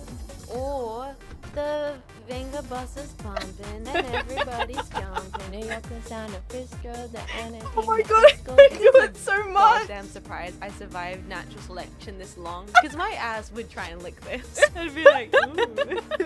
I wonder what it tastes like. Vega got a little bit of a I'm sorry, Dave feeling Oh my I god. also want to lick him. That's just me. Alright. Party people. When we drop, I want you the whole chat. Go crazy. Oh You my feel the god, mood? dude. Feel the This music? edit is We're gonna insane. enjoy this goddamn dance floor.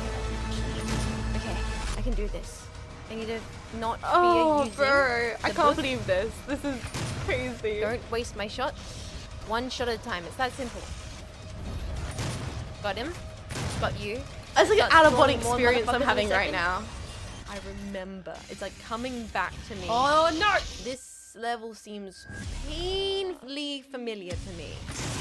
Yes, thank God I got the pinky. Oh, Okay, that's stay away from me, Mr. Pinky. Stay away, Mr. Pinky. Don't make me bring out the BFG, Mr. Pinky, because I will. This is the level I spent the most time in out of my entire Doom playthrough. Okay, because now I'm not stressing about the pinky. That's good. Watch out for the laser, motherfucker. Uh-oh. That's so cool to see. The BFG's at max. Do not fear the BFG. Attack her. That's so cool to see. Make me bring out the BFG. No, no, no, no, no, no, no, no, no, no, I no. will. Fuck it. Die.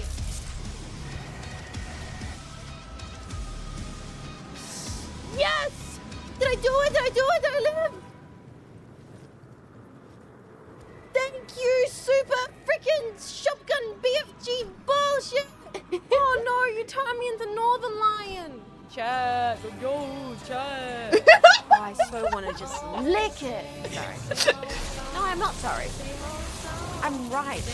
Doesn't it look delicious? I'm happy to think about how far I've come. I am sad right now that we don't have any of the Doom 2016 VODs saved. Oh. I really am. Oh, this is amazing. Oh, this is so amazing. What the hell?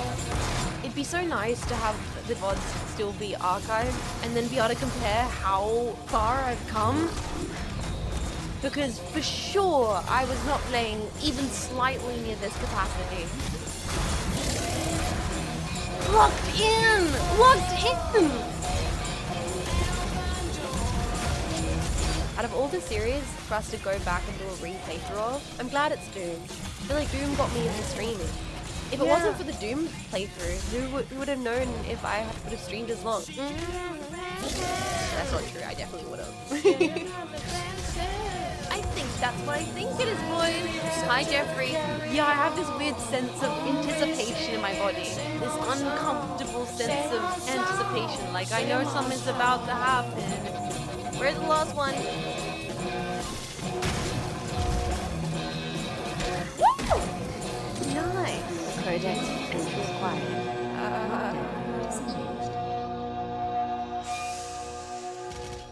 Alright, we're not done yet, gentlemen. There's more bullshit where that came from. This is the most insane part is a lot of this music is from the actual stream. Because of my like insatiable need to like do bits. So good. I'm looking good, guys. I got you. I literally forgot what happens here. Oh, that's right. No. That's what it is. I remember.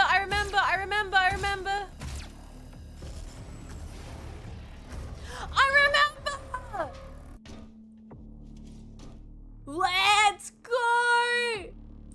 No! I remember. Guys. I remember. No, shit off. No, you fuck off.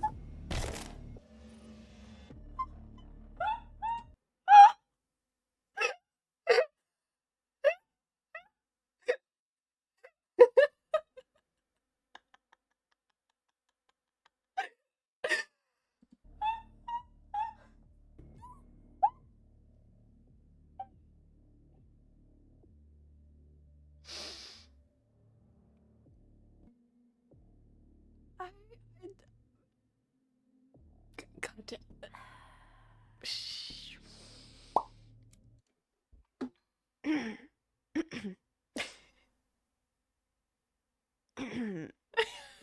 God damn it.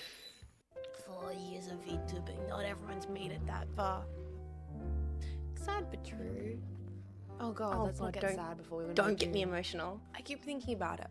Like I was recently checking through my followers to find artists to work with, and it was this sad thing as I went through. I had to unfollow people because those accounts no longer were active, and I was like, whoa. Those are people I followed and I cheered on like 4 years ago when they're first starting off, and they're just gone. People come and go. It's life. All these VTuber accounts, all these VOD channels will be lost like tears in rain. No! No! Don't breaking my heart. I'm really glad I didn't mess up the BFG 9000 moment a second time. That would have been embarrassing.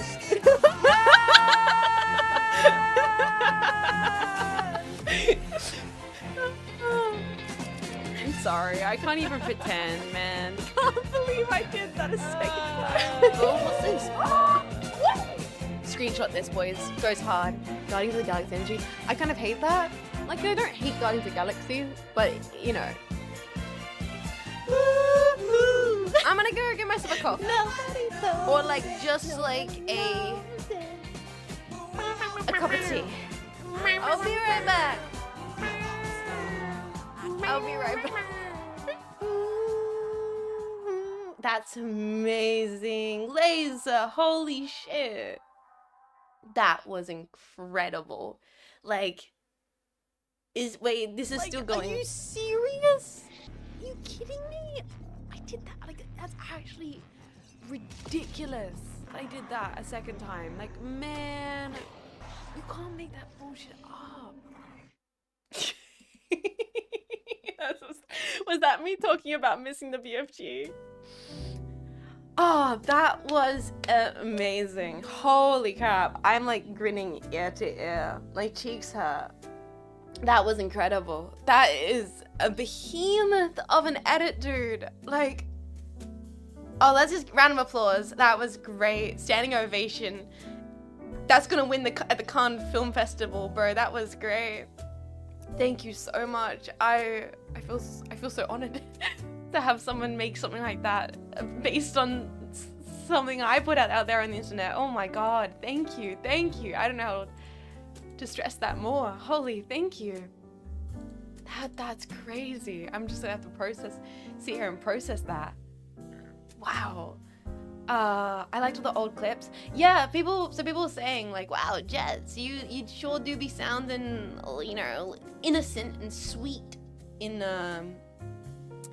those earlier clips, because I absolutely do. Like, I've become haggard and aged over the 4 years of streaming. Well, why not? Like, I've talked about it so many times on stream. You might have been cuter back then, bro. I don't know. Definitely, I was way more of a innocent little cherub. I look at like clips of like year 1, year 2 Jets. I'm like, baby, I want to punt her across the room. You've changed, as one should. We should always be changing, growing, evolving. For worse. Me personally, for worse. I want to evolve to just become a worse. She's taking up smoking to cope with the pressure. No, I've gotten more comfortable. When I started off streaming, I had like a very anxious demeanor. Yeah, I'm here to regress. I'm here to get worse by the hour. But no, I had a very anxious demeanor, and I had what I think I've called many times of like VTuber voice of, oh, chat, what are we gonna do today? Oh my god, what's going on? Like, I had a lot more of like an intense kind of, you know, like awkwardness. Like, is this real right now? Kind of nervous laughter. I still have nervous laughter. I still definitely have nervous laughter. I try and catch myself up on it. I thought other VTubers talking about their voice changing because of anxiety. One said it lasted about a year before she relaxed and her voice got normal. Yes, no, this is a very common thing for a lot of VTubers. And for me, as I've streamed longer and longer and got more comfortable being around you guys, I felt more comfortable just like settling into speaking in a more comfort, like a comfortable register. And it doesn't always stay this way. I have to check myself and constantly be like, all right, let's chill out. Let's get more cozy. How are we doing?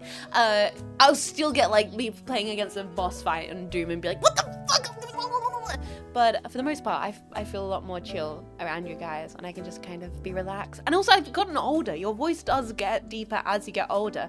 There is a definite chance that over the next 4 years, as I keep streaming, my voice will probably get deeper as I get older. Like, as I think for guys and for girls, like, your voice does just age a little bit. Like, your voice ages. And I was like early 20s when I started streaming, so I was like still a little bit of a nervous kid. And so nowadays I'm just your comfortable bro. I hope, at least I hope. Then the VTuber model is used to hide the person but brings out the personality. It's truly an enigma. Don't worry, Jets, your voice is still quite as lovely, not as baby, but that's a good thing. Yeah, exactly. I mean, I feel like I'm less baby, so my voice is less baby because I'm less baby overall. Like, I definitely wouldn't have had the confidence to make the same jokes and do the same thing as I did back then. I'd say that. Yeah, I still clearly am doing the exact same fucking jokes as when I started streaming. You come a long way. Yeah. Well, thank you. Thank you for being here for the journey and for the future. Hopefully, fingers crossed. Unless I do something incredible and get myself beautifully cancelled in the next few years, which we're working on that, actually. I'm working on that. Jean Faymas Google Docky, gonna hit the timeline at some point. You know, I'm trying my best to, you know, be as toxic and problematic as possible. Jean Faymas, you know, we're really looking forward to the cancellation, boys. We're writing the first 10k pages Google Doc right now. The new Jets drama is crazy. It is. The Jean Faymas situation is crazy, bros. I'm already writing up the Google Docky as we speak, as you should be.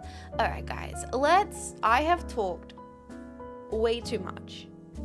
It's okay, Jets. You've always been an idiot. True. Have I finished my coffee? Oh my god. She's making her own docky because nobody else did it. I have to. So self-sufficient. I'm out here writing my own Google Docky. Strong, independent tomboy who writes her own cancellation document. Ain't nobody else gonna do it for me. Oh god. Let me sip this coffee. All right. I have talked so much. I have rambled so much. But I'm gonna go BRB. I'm gonna BRB, boys. Where's the BRB text? But hear me out. While I go be right back, is this the be right back text? It is. While I go be right back, we have one more meme to check out. This is like a double whammy. This is a double whammy because I gotta go get myself a green tea. I've got a double whammy because Jayco turned a tune into something pretty brilliant. Please enjoy Jayco's creation. I'm gonna go make myself a cup of tea, and then when I get back, this is like the final meme review, and I'm gonna go put in a cup of tea while I go while you guys listen to this, and then when I get back, we're gonna actually play Ace Attorney. We're gonna actually play the game, but please enjoy this. What? The official Alpha Mega? Holy shit. Thank you so much for 37 months. I appreciate you. I don't like this. I'll be right back. I hate this. No, hold on. Wait a second. Hold on. No. What the fuck is this bullshit? Do you use wired headphones? Even if you own AirPods? Well, I don't own AirPods, and yes, I do use wireless headphones. Do you own a tote bag? Yeah, of course I own a tote bag. Who doesn't own a freaking tote bag in this year of our Lord 2025? It's a great way to put your groceries in it. Why would I buy the plastic bags or the paper $2 ones when I can put my freaking tomatoes in a tote bag? Do you frequently carry a tote bag with a graphical artsy print? I have a different over-the-shoulder bag that I regularly use, but I put a net mesh bag inside it in case I need to like grab it, like if in case I buy something, so I don't have to like spend extra on the plastic bag. Do I frequently? Once a week when I go get groceries. Oh yeah, at least once a week. Well yeah, once a week when I go get groceries. Do you wear baggy jeans? My favorite jeans of choice is a straight leg cowboy fit that fits me quite comfortably. I own a pair of baggy jeans because some days I want to not feel like my ass is being molded by denim. So technically, yes, I do wear baggy jeans. Do you wear jorts? No. Do you wear flannel or workwear over jackets? No. I wear like, I don't own a single piece of flannel, and I do, all my jackets are like 1970s going out jackets. I wouldn't consider them workwear. Do you wear sunglasses indoors? No, why would I do that? Do you wear beanies indoors? No. Do you ever drink matcha? Yeah, I think green tea is delicious. I like hot green tea. Do you ever put matcha into random foods? This morning I added matcha to my yogurt with my homemade granola and frozen blueberries. And guess what? It was fun and delicious. I'm glad that I did it. Have you ever drunk milk with actual? No, matcha's delicious. Do you drink non-dairy milk without being lactose intolerant? I prefer soy milk. I've been drinking soy milk since I was like 12. I'm probably lactose intolerant. At this point, does that count? Yes. I've been drinking like soy milk since I was like a baby, and now I just prefer the taste.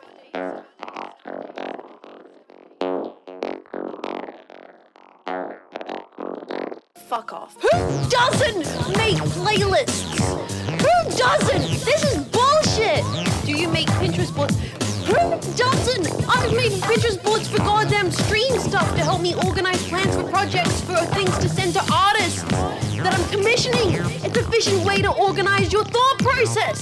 Do you have stickers on your laptop? I don't own a laptop, but when I did have stickers. Fuck you and fuck your mum. Do you keep a Polaroid in your coat case? I would like you to suck my cock and balls. Do you wear any fitness watch? No.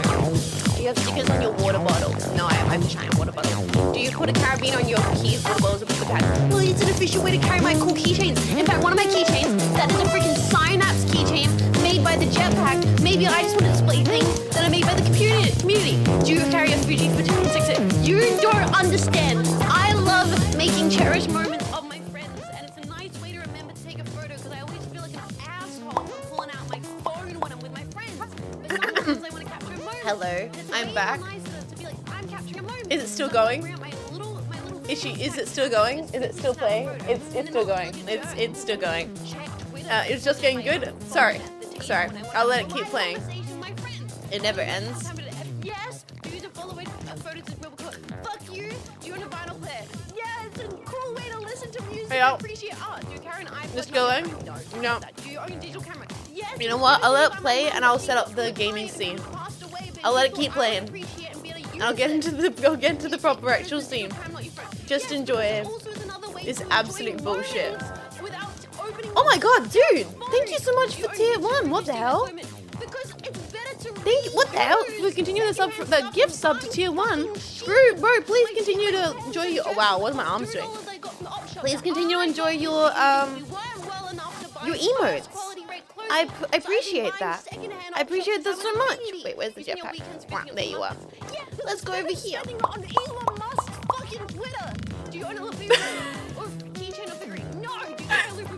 Sorry, it's J5, not Jacob. Thank you, Automatic. Thank you so much.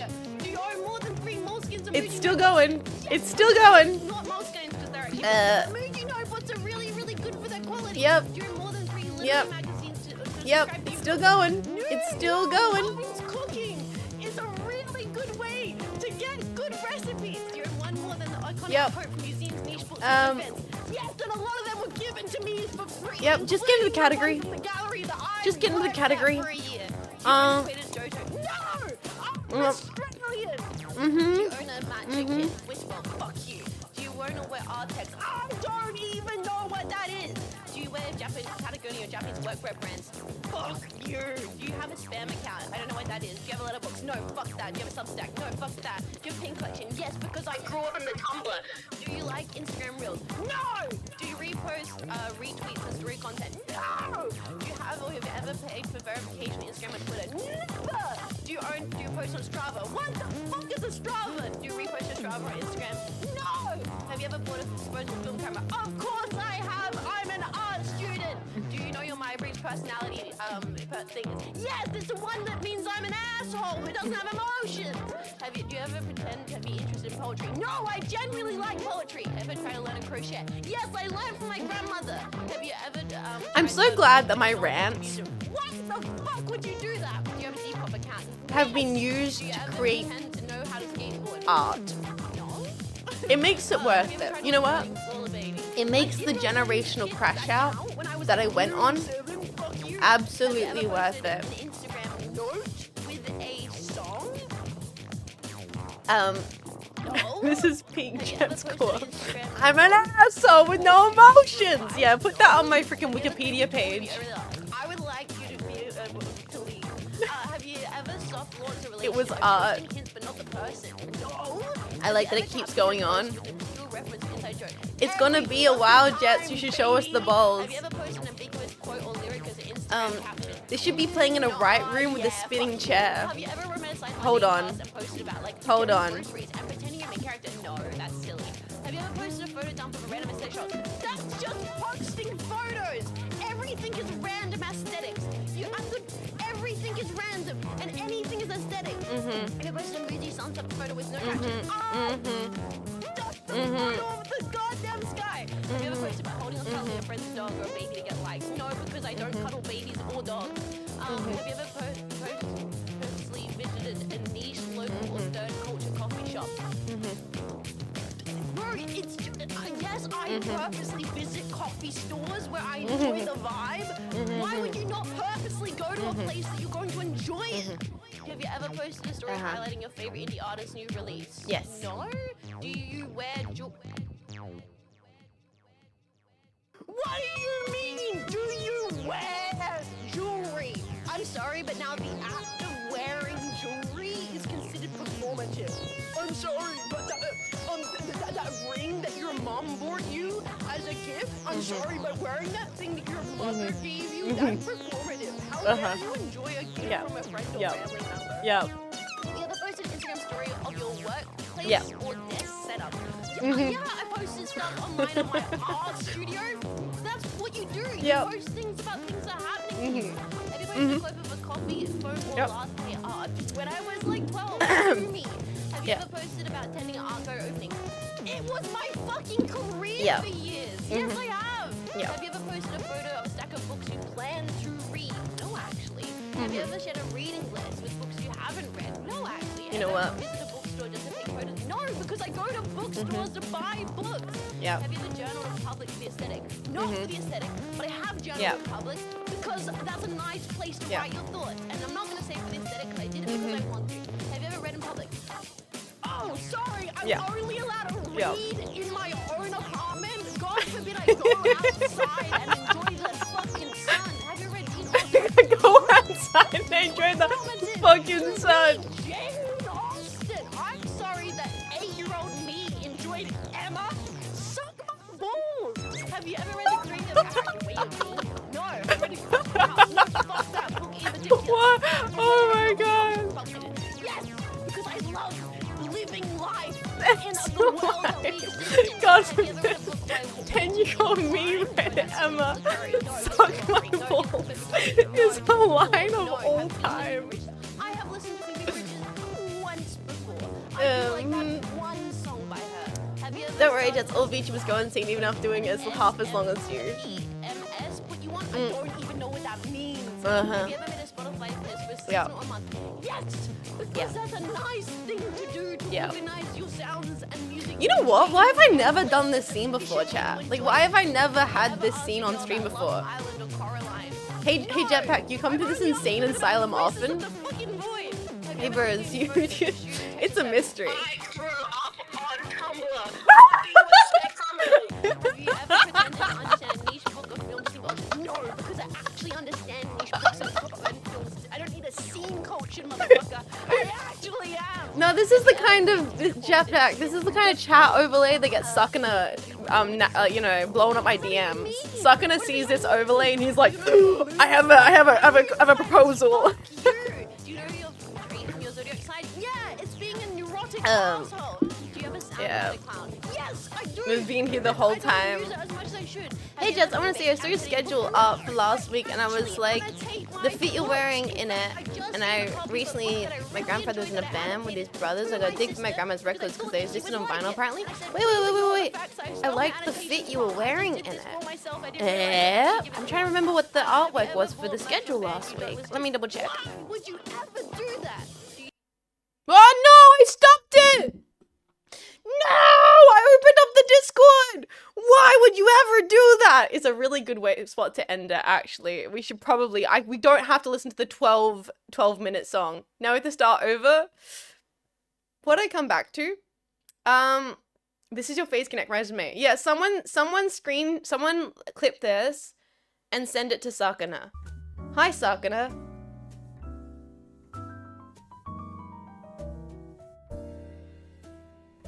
That's it. That's the whole video. That's the whole thing.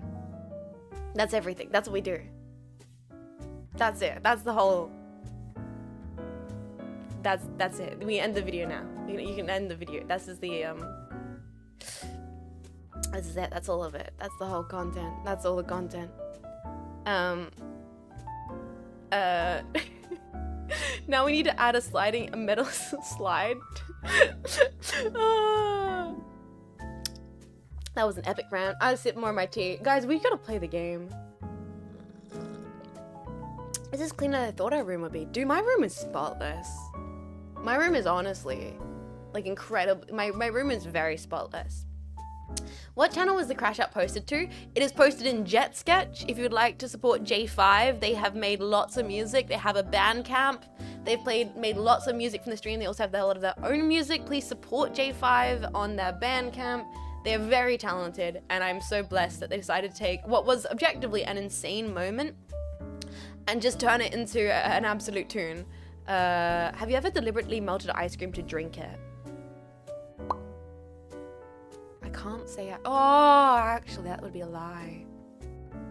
I was gonna be like, I can't say I have, but like as a young kid, I remember me and my sister would make like ice cream smoothies, which was just letting the ice cream get a bit melty and then drinking it with a straw. Yeah, when we were really, really young. I actually remember that.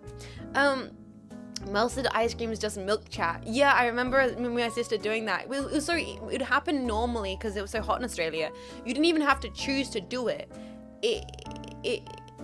It would just happen. Like, you would get a bowl of ice cream and it would become ice cream smoothies because it was so hot in Australia in the summertime as a kid that you could never finish the ice cream before it turning into a kind of smoothie milkshake kind of thing.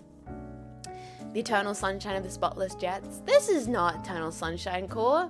We're not lying on a ice lake, a snow-colored, an iced lake in the middle of winter.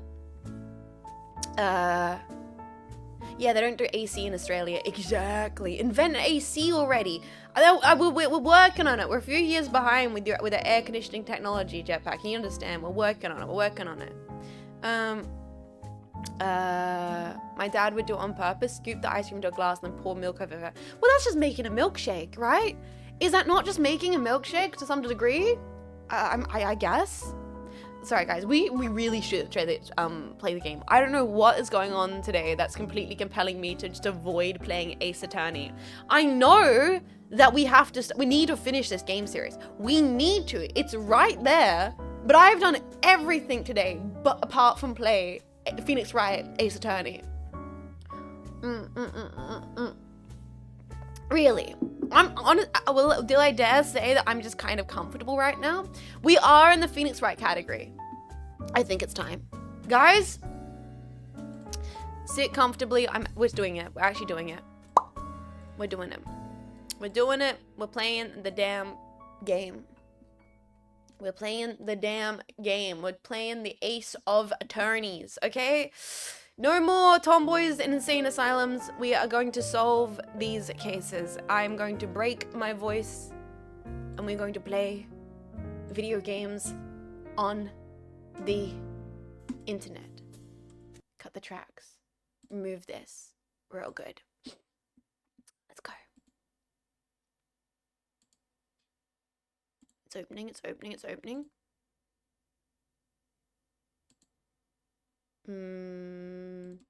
Capture. Oh, perfect. Yes. I wish I had as much fun as you about yelling about stuff. The question is, am I having fun? Yes, a little bit. I wish I didn't get yelly.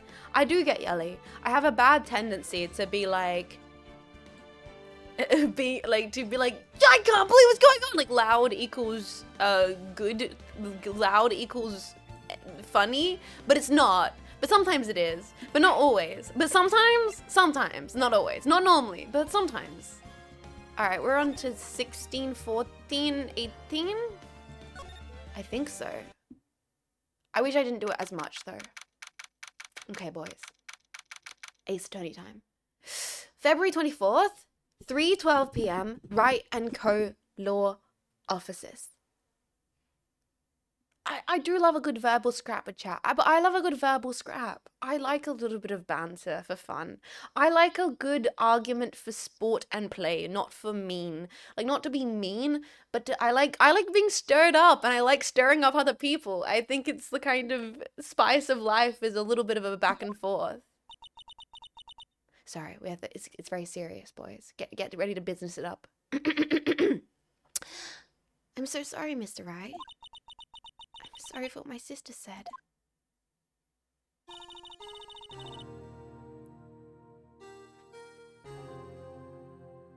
Isn't this the start of last week? Hold on.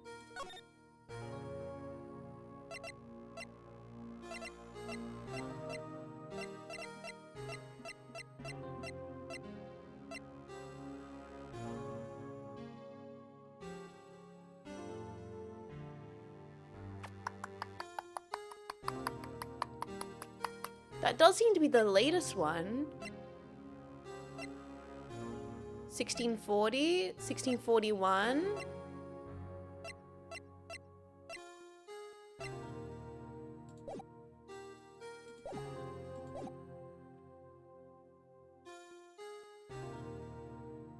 Desert crimes or adjust measures. That's just the way it is. We did what we had to do in order to deserve. Huh?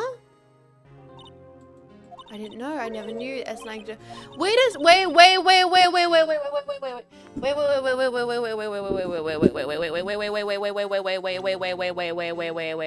that was where's my save from first one?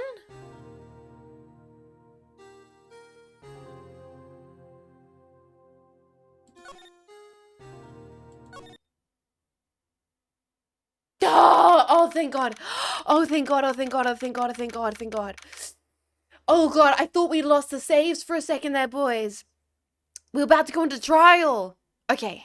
Shimada, how you doing? Welcome in, Shiso. February 25th, 9:47 a.m. District Court Defendant Lobby number 2. This is defendant lobby, all right? But there's no defendant. I've been trying to reach Lena all morning. Where could she be? And where's Emma, for that matter? It almost seems as if something's been happening behind the scenes. Oh, Edgeworth! Knowing you've already figured it out. Who the owner of 7777 ID number that is. Well, I have a pretty strong hunch. Yeah, we do. Looks like I'm not the only one who figured it out. No. Any reason this trial didn't reach the verdict yesterday? It's because there's still room for doubt regarding this ID record. That number does belong to whom you suspect, but no doubt will remain. It should be 677. After all, he hasn't been officially charged with anything. True, not yet. In any event, once all doubt has been removed from that list, I can call a rolling. 5 minutes, right? And Chief Prosecutor Sky will be found guilty. But she didn't do it! I figured you'd say as much. That's why I came here, to hear what you have to say. This is the first time he's ever done something like this. Lena's hiding something, and the only way we'll ever know the truth is to draw it out of her. The truth. Everything goes back to the SL9 incident. Don't be stupid. Today is the last day of the trial. We don't have time to reminisce about the past. That depends on you. If she found guilty, you'll lose your only chance to find out what really happened. I'll think about it. See, you in court. Right. The drama. These two, stop flirting in the lobby. This is it.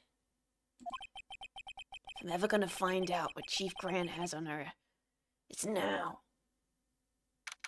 February 25th, 10 a.m. District Court. Courtroom number 9. Jetpack, are you ready to go to trial? Court is now in session for the trial of Miss Lina Scores. The defense is ready, Your Honor. The prosecution is ready, Your Honor. Normally, this is when the prosecution puts forth its opening statement.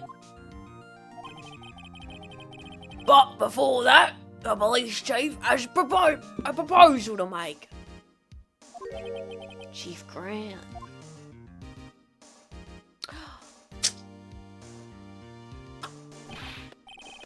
Oh god, how do I do this guy's voice?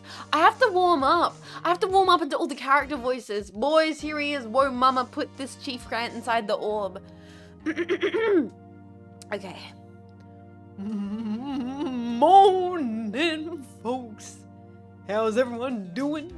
Hey, Huggy. Been back to the pool yet? No. I've been drowning enough as it is in my work. Ho-ho! That's a good one. Don't think I can top that. If you don't mind me asking, Chief, what exactly is this proposal of yours?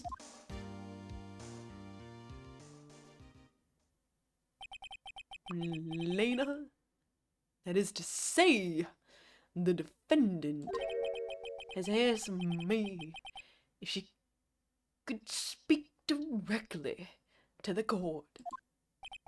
She wants to do what? Haven't heard what she intends to say. I think she should be granted her request. In the end, it should save everyone a lot of time and trouble. Have you watched the anime series? No. No, I have not. I think that's for the best too, because all the character voices are completely original to whatever the hell my brain has decided for them to be. What's all this about, defendant? I'd like to make one simple request, and I'll be finished. Well then, what's your request? Your Honor, I'd like you to put an immediate end to this trial. Huh? I confess to all the charges against me. On February 21st of this year, I murdered Detective Bruce Goodman in the underground parking lot of prosecutor's office. No, Lena!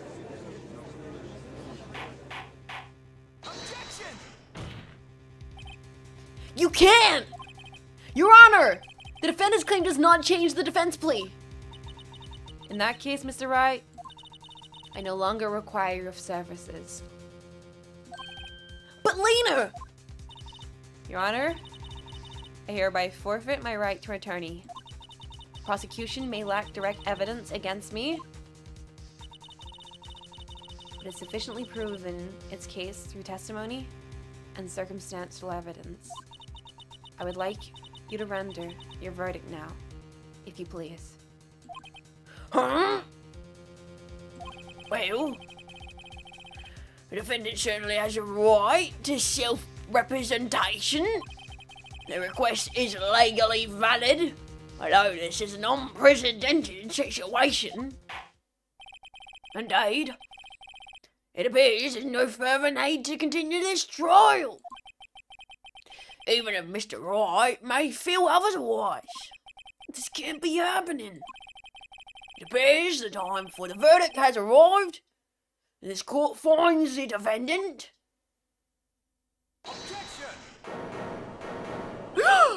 One moment, Your Honor.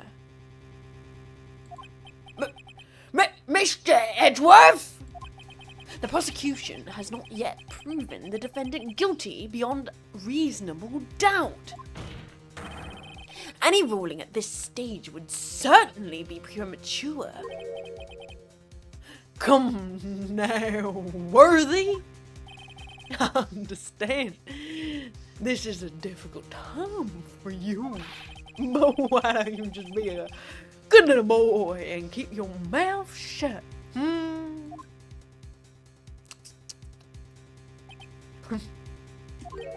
I don't think I care for your tone, Chief Grant. What? Creating another fabrication to cover up your past mistakes?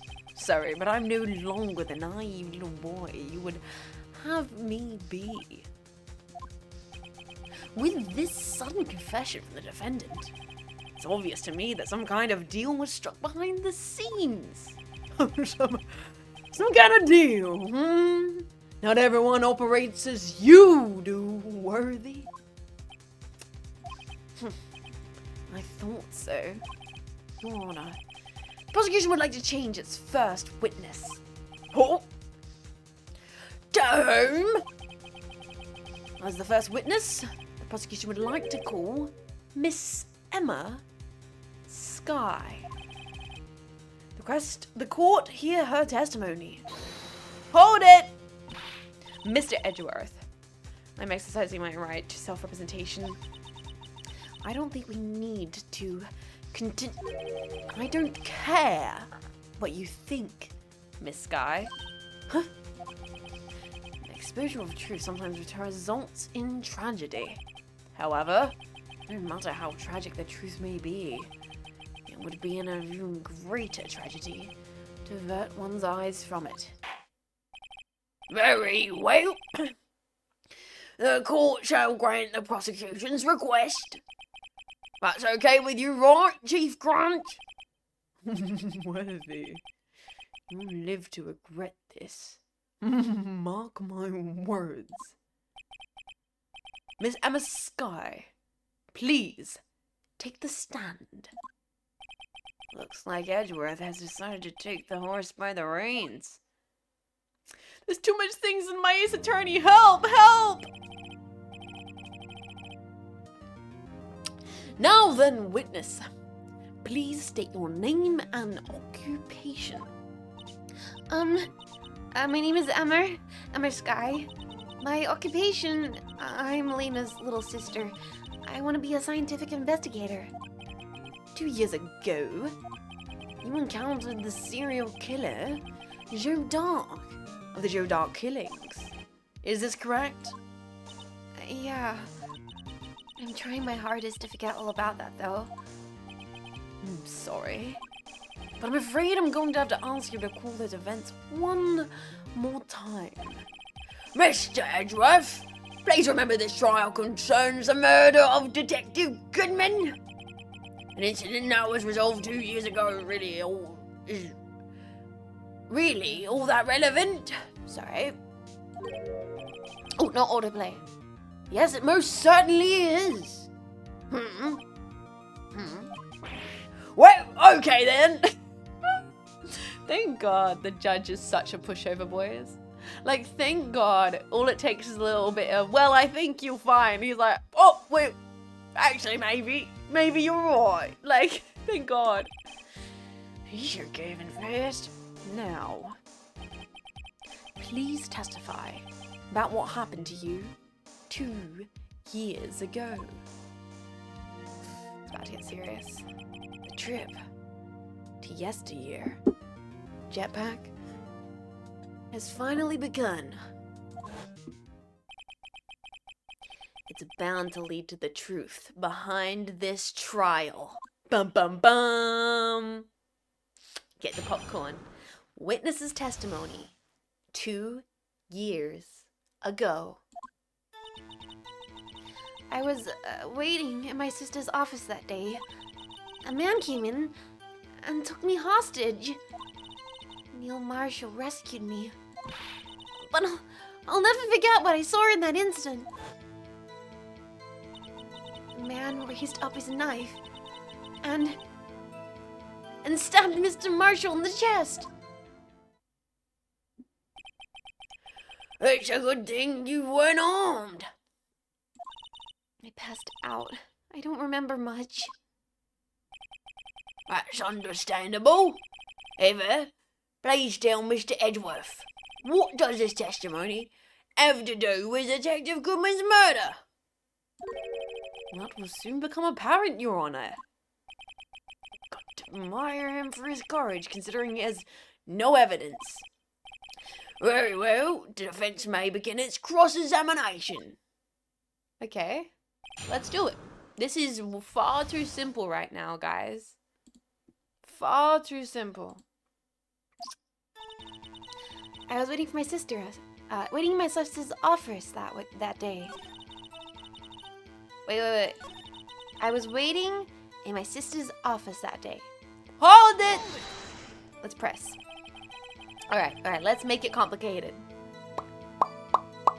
Pot cooling kettle Phoenix. Hey Jets, how's the trials going? The trials are just getting started, sure. How you doing? Thank you so much for 3 months of support. Please continue your emotes, bro. Please continue enjoying them. Thank you for the stream. Alright, boys. Let's get ready. This is where we're gonna have to really unpack this. 2 years ago, The defendant was a detective at the police department, correct? yeah, she was second in command under Deputy Chief of Police Grant. My sister. She was the best detective ever. Yeah, I remember. Deputy Chief Grant and Miss Sky used to be quite the pair. I believe they shared the same office. That's right. I'd always sit at my sister's desk and dream about playing that organ. I wanted to play it that day, too. The police department and the prosecutor's office held a ceremony that day. Lena promised to take me to dinner after she finished her work. A man came running in and took me hostage. A man? Yes, Joe Dark. He was a serial killer. Joe Dark was brought in for questioning on the day of that ceremony. We were desperate to get anything on him that would lead to the arrest. When he saw his chance, he fled the room, right? Upon fleeing the room, Dark proceeded to take the elevator. He must have been in a panic, because the elevator was going up. Then he ran into Sky and Grant's office. There was a lot of noises coming from outside, so I opened up the door to have a look. That's when I saw him. Neil Marshall rescued me. Hold it. What was the prosecutor doing there? That day, there were 2 people present during Dark's questioning. Deputy Chief Damon Grant and Prosecutor Neil Marshall. I almost forgot about Grant. Neil Marshall had just received the King of Prosecutors Award. The picture. Young and dedicated, he went straight to questioning room after ceremony. I assume that would also be why he was the first to run after Dark. When Dark grabbed me, I thought I was good as dead. And that's when Prosecutor Marshall came running in? I don't clearly remember what happened then, but I'll never forget what I saw in the instant. Hold it, what did you see? Can you tell us about that? Mr. Marshall jumped on Dark, and then the lights went out. The lights? It was just about that time of year. There was a terrible storm going on, and lightning struck nearby. So electricity went out. Wait a minute. If it was pitch dark in that room, you shouldn't have been able to see anything, right? Right, but just then, lightning flashed again outside. That sudden flash left an unforgettable image of the scene in my mind. I say. I told the detective about what I saw then. The detective? Yes, Detective Goodman. He was in charge of the case. Detective Bruce Goodman, the victim. Hear more. Why would we stop her? Keep yapping. So you spoke with Detective Goodman about this 2 years ago? Yes. That's what's so scary about this trial. And you told Detective Goodman about what you saw? Yes, but at the time, the words just wouldn't come out. That's why I drew a picture. A picture? Yes, I think she mentioned that before. Well, Mr. Wright, have you heard enough? No, we're gonna ask you about that picture. This picture, the witness drew. I believe it has a very important meaning. Objection! The list of evidence I was given 2 years ago didn't contain a picture. Witness, would you mind if we added this statement to your testimony? Yes, Your Honor. I drew a picture of that scene once, but it seems to have been lost. Press it, press it, press it. You drew a picture of the scene you witnessed, right? Yes. I wanted to do everything I could to help the investigation. I can still see it now, whenever I close my eyes. That's strange. I took over the case after Prosecutor Marshall died, and I've never received any picture. Perhaps the witness is mistaken. But I did draw it. I swear. I'm not just imagining it. This picture that Emma drew, that reminds me.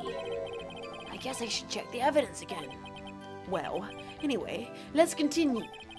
This scene that imprinted an image in your mind. Can you please describe it to us? Oh yeah, we can continue in a second, but let's keep yapping. The man. A man raised up his knife and stabbed Mr. Marshall in the chest. Hold it. That must have been a real shock. Even now, when I close my eyes, I can still see it just as clearly. Tell us, what were you doing at that moment? I believe you testified that Joe Dog was holding you hostage. When lightning struck and the lights went out, Mr. Marshall jumped on Dark. I was thrown aside, and the two began wrestling each other. Wrestling each other in the dark? Oh lordy. I'm pretty sure I was watching them. Emma doesn't have any reason to lie. But Lena sure does. I need to get Emma to tell me as much about this as she can. Alright, boys. Waiting at sister's office, man came running, took me hostage, Marshall rescued me, and I drew a picture. What if we show something very special?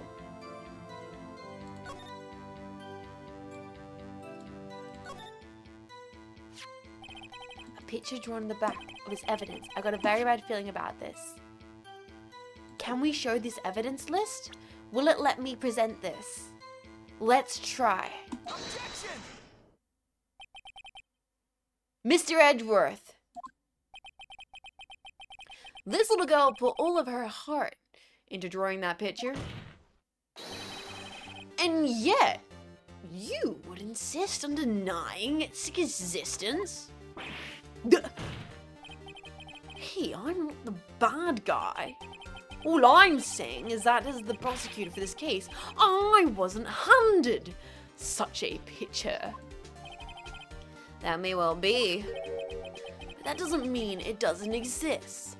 Behold! This is the evidence list for the SL9 incident. Please turn it over, Your Honor. Turn it over. Turn it. Whoa! What is this? Ooh. Yes! What is that? Hey, that's it. That's the picture I drew. Indeed. Two men appear to be wrestling here. Objection. What is the meaning of this? What are you doing with that list? Me? Only prosecutors in charge have access to that list. Huh? Yeah, wait a second. Does this like make our chat? Does this possibly make our whole argument void because we have stolen evidence and legally that's illegal and therefore crime and therefore we're committing crime and therefore it throws our entire no, I'm sure not. I'm sure not. It happens often. It happens it happens. No, it's very legal. No, I'm an attorney. You can trust me. I'm an attorney. No, it's fine. Don't worry about it. They're not in Japanifornia. These lists, they're different from one another. What? It would appear, Mr. Edgeworth, that the evidence list you were in 2 years ago was incomplete. These two lists fit together to form one. Oh my god. They come together like Phoenix and Edgeworth and Edgeworth and Phoenix. Sorry.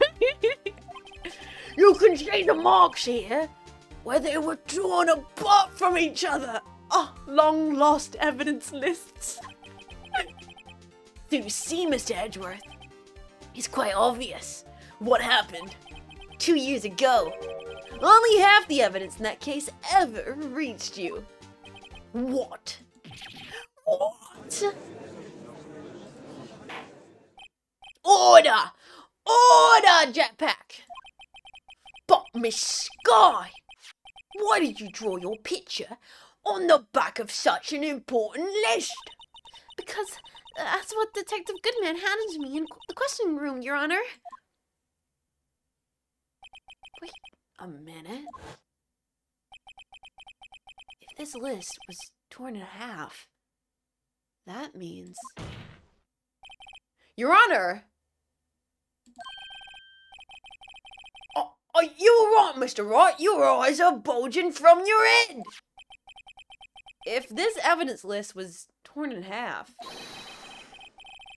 there might be more of the drawing on the back of Mr. Edgeworth's list. Like two pieces of a puzzle put together.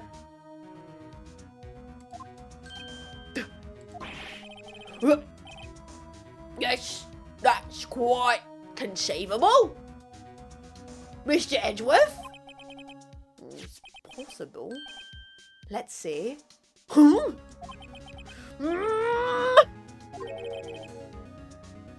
Is something wrong? Do you even have to ask? Sorry, Your Honor. There is indeed something drawn on the back of my list. It's that thing.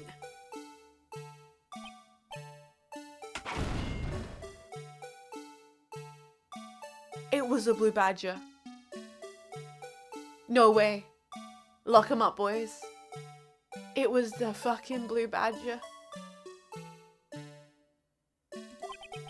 Ah, that thing! That thing that was dancing in the evidence room! Clearly, this act of vandalism is the work of a certain chief of detectives.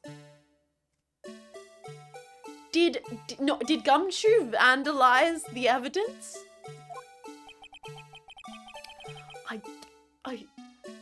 I guess he was out of scrap paper. Evidence list restored and updated in the court record. Very well, witness. Will you please testify about this picture you drew 2 years ago? Huh? Oh, yes. Yes, sir. Your Honor. What's wrong, Emma? She seems to be thinking about something when she was looking at the picture. Emma's picture. Okay. This picture I drew 2 years ago.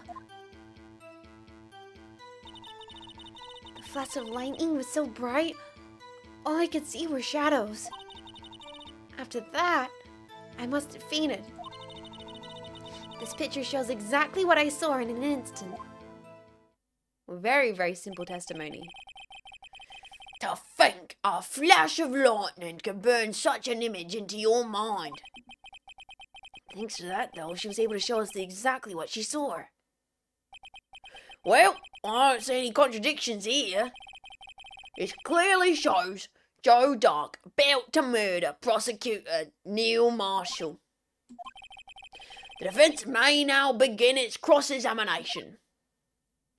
Alright, cross-examination on the picture, boys. Let's tear this case wide open.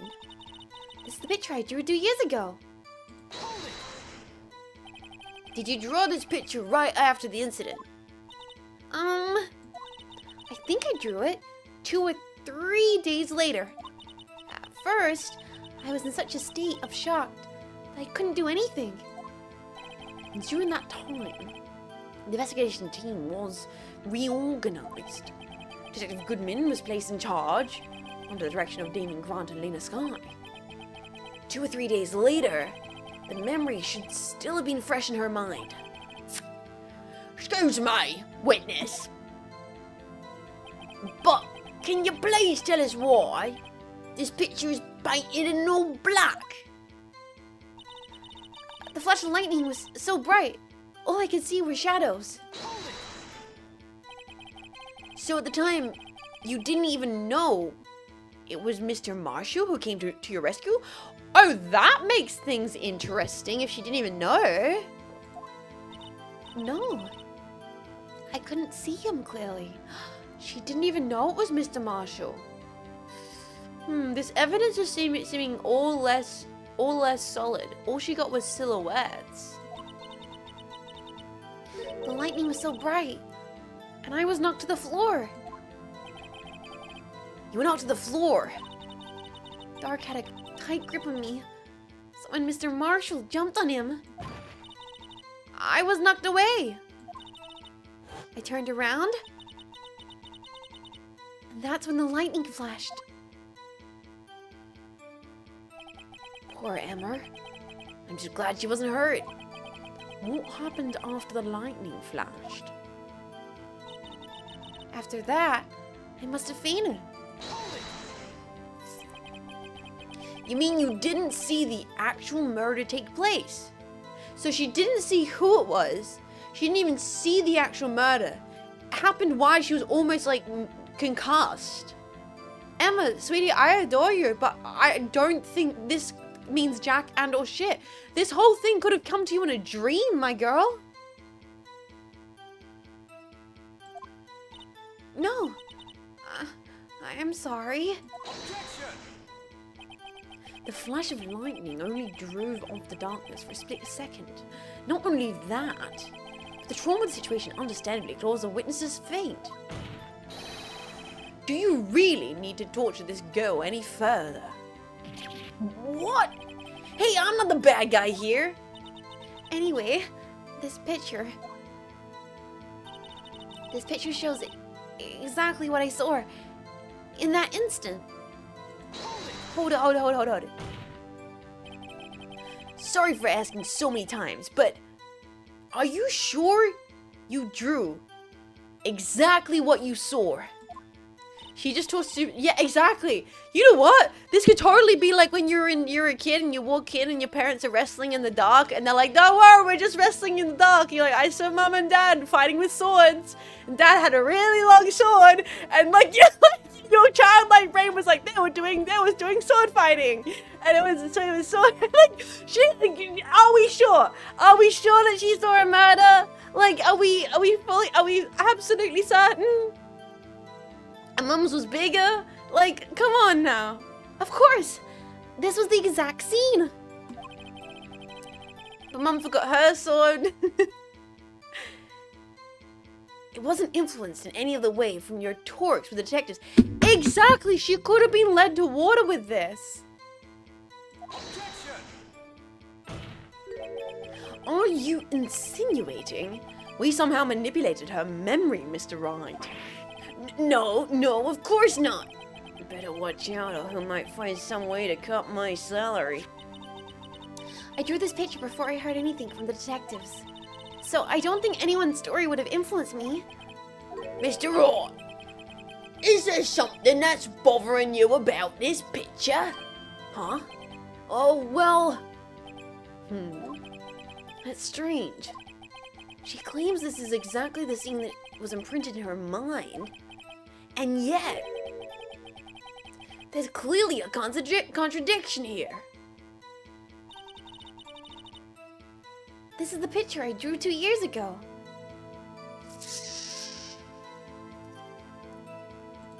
Let's check the court records here, boys. Let's have a little investigation of this. Let's check the list.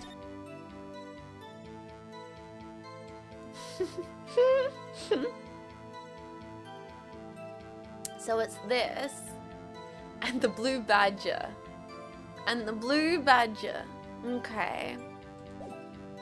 But it's not showing us the front of the evidence list. There's clearly a contradiction here. When do I present the contradiction?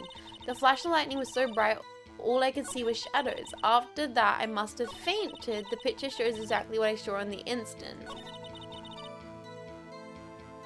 Can I present the picture again? This seems risky business, but I'm gonna freaking do it.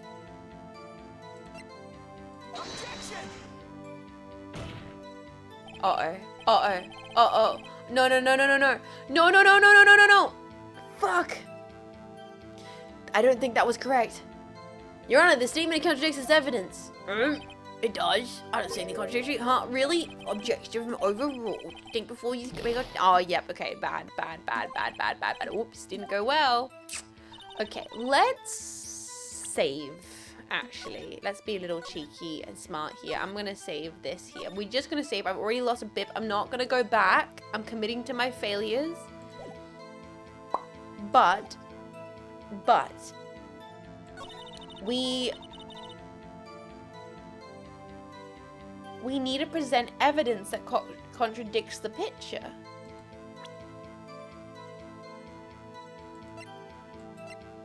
Badge. No, we're not showing the badge, boys. We need to find evidence that contradicts the picture.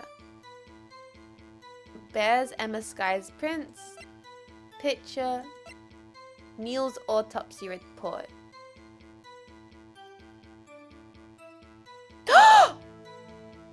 Stabbed in the back? Stabbed in the back? Wait a second! I hate to be the bearer of bad news, but, this picture that the witness drew contains a blatant contradiction. What? But I still remember, it was yesterday. Mr. Wright, perhaps it would be faster if you simply pointed out this contradiction for us. What part of this picture contradicts the autopsy report?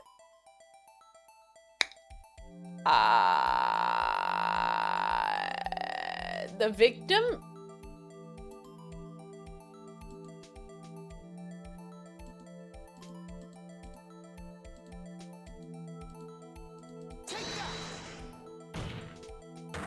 The contradiction, of course, lies here. The knife? The knife. Take a look at the knife the man is holding. If you look closely, you can see its tip is broken. Even I'd have to look closely to see that, Mr. Wright. But Mr. Wright, look at the evidence. See the murder weapon. The tip is broken too. If I recall, the tip of the knife was found broken off in the victim's body. It was a conclusive piece of evidence that proved that Joe Dark was the murderer. I'm afraid it's not so simple, Emma.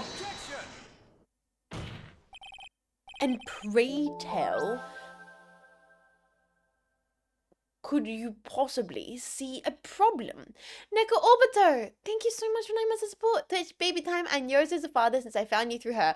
Oh my goodness, Neko Obiter, thank you so much for supporting. I'm so glad you've been stopping by the stream after joining from the Yozo community. I love Yozo. I love that freaking rack with the rack. Thank you, Neko Obiter. Please continue to enjoy your emotes.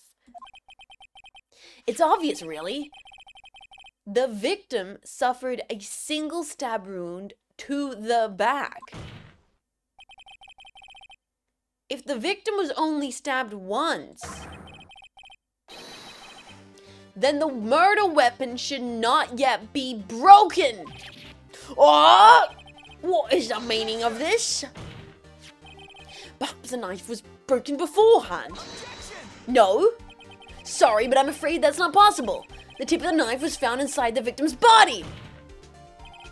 If it was broken beforehand, it couldn't possibly wind up there.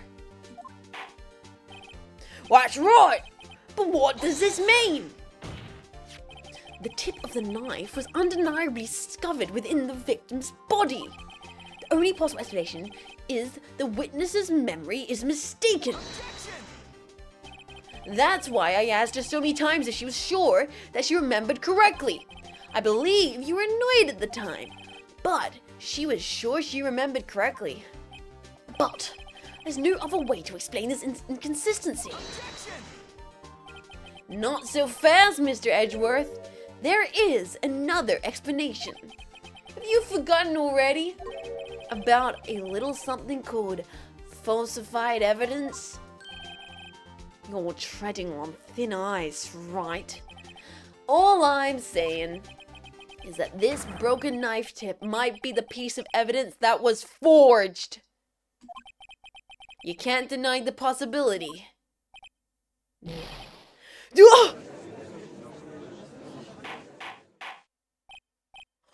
Order! Order! Order! Are you saying the investigation really was corrupted?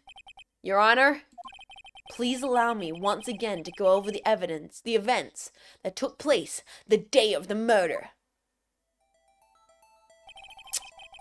The police department and the prosecutor's office were holding a ceremony that day.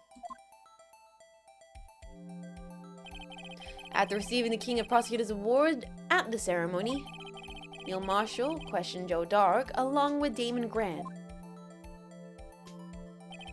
During his questioning, Joe Dark fled the room. Prosecutor Neil Marshall chased after him and was killed by Joe Dark. It is my belief that somewhere in this story, there's a lie. I'm not lying. The man really was holding up a broken knife. If that's true, then there's no other way around it. This could not have been the actual murder weapon. There must have been another broken knife. What are the chances of there being 2 broken knives? Another broken knife? Besides Joe Dark's? Could there have been one? Yes. The witness is adamant about the accuracy of what she saw. It can't just be explained away by simple observational error. Mr. Wright. In this instant, Emma really did see a broken knife. I assume then, you have some information about this other broken knife.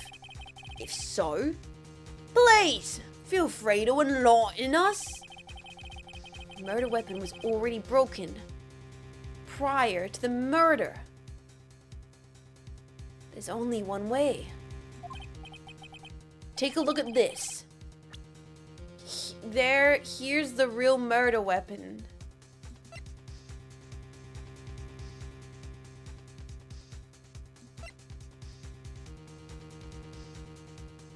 The badge. True. The jar? My brain, I'm sorry boys, I think it's this. This has been in the back of my mind since we first saw this photo. This right here has been in the back of my mind since we first saw it. And I don't know when we can present this. Either it's the pot or it's this photo. But it's not broken. That's because the photo was taken earlier in the day.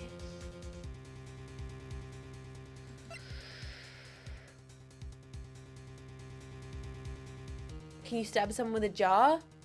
Let's see what happens if we present the photo.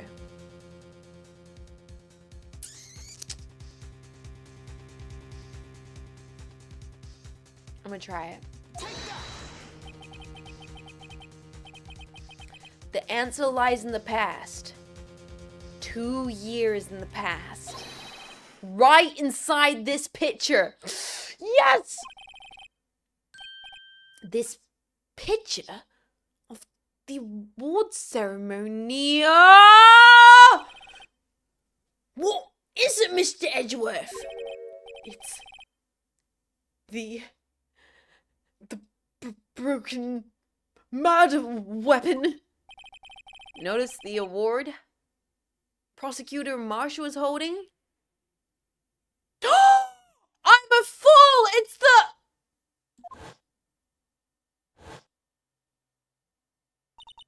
That's a broken knife.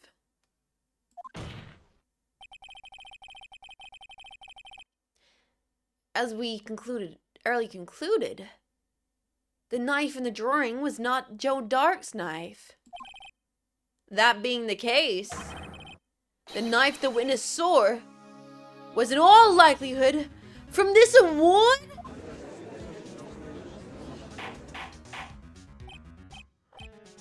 Order! Order! Order! Neil Marshall was awarded the King of Prosecutors that day.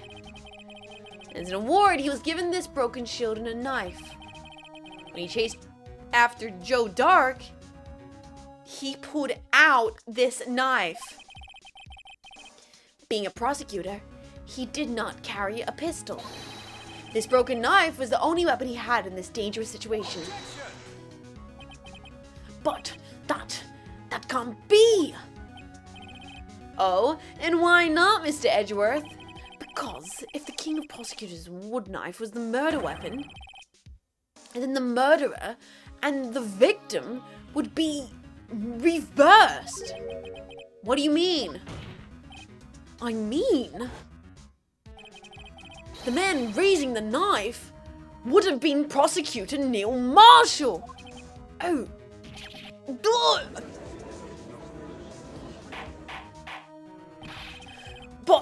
prosecutor was the one who actually died. That's true. What's going on here? It seems Mr. Wright has been a bit too eager to jump to conclusions. What? Wait! I remember now! I remember everything! Witness? Mr. Edgeworth! What is it? Could you show me your evidence list again? Please? His list? The one with the picture scribbled on the back?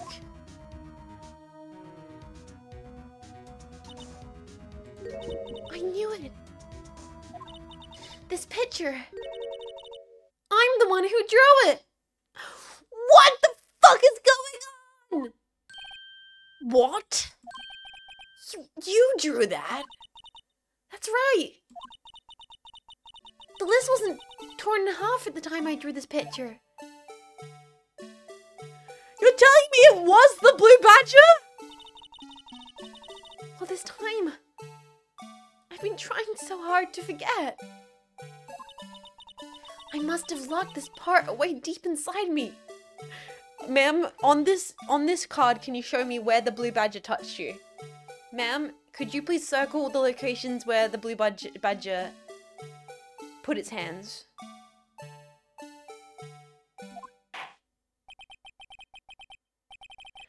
Perhaps it would be best if we added this to the witness's testimony. Would you please tell us what you recall, Miss Sky? Yes, Your Honor.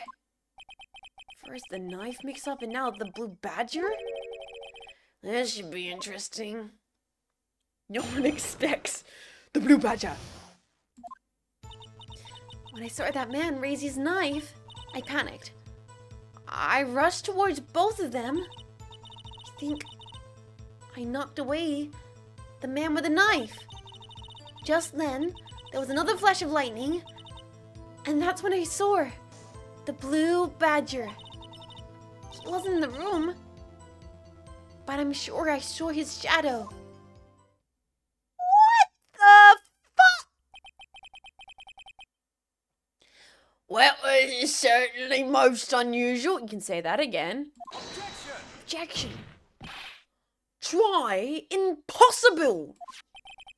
Chief of Detective hadn't even designed him until this year. The ghost of the Blue Badger. What do you mean? What do you mean? What the fuck is going on? Ha ha ha. That would mean he didn't even exist 2 years ago. Yes, well, the defense. Hold it! Stop! Please, don't pursue this any further. Lena.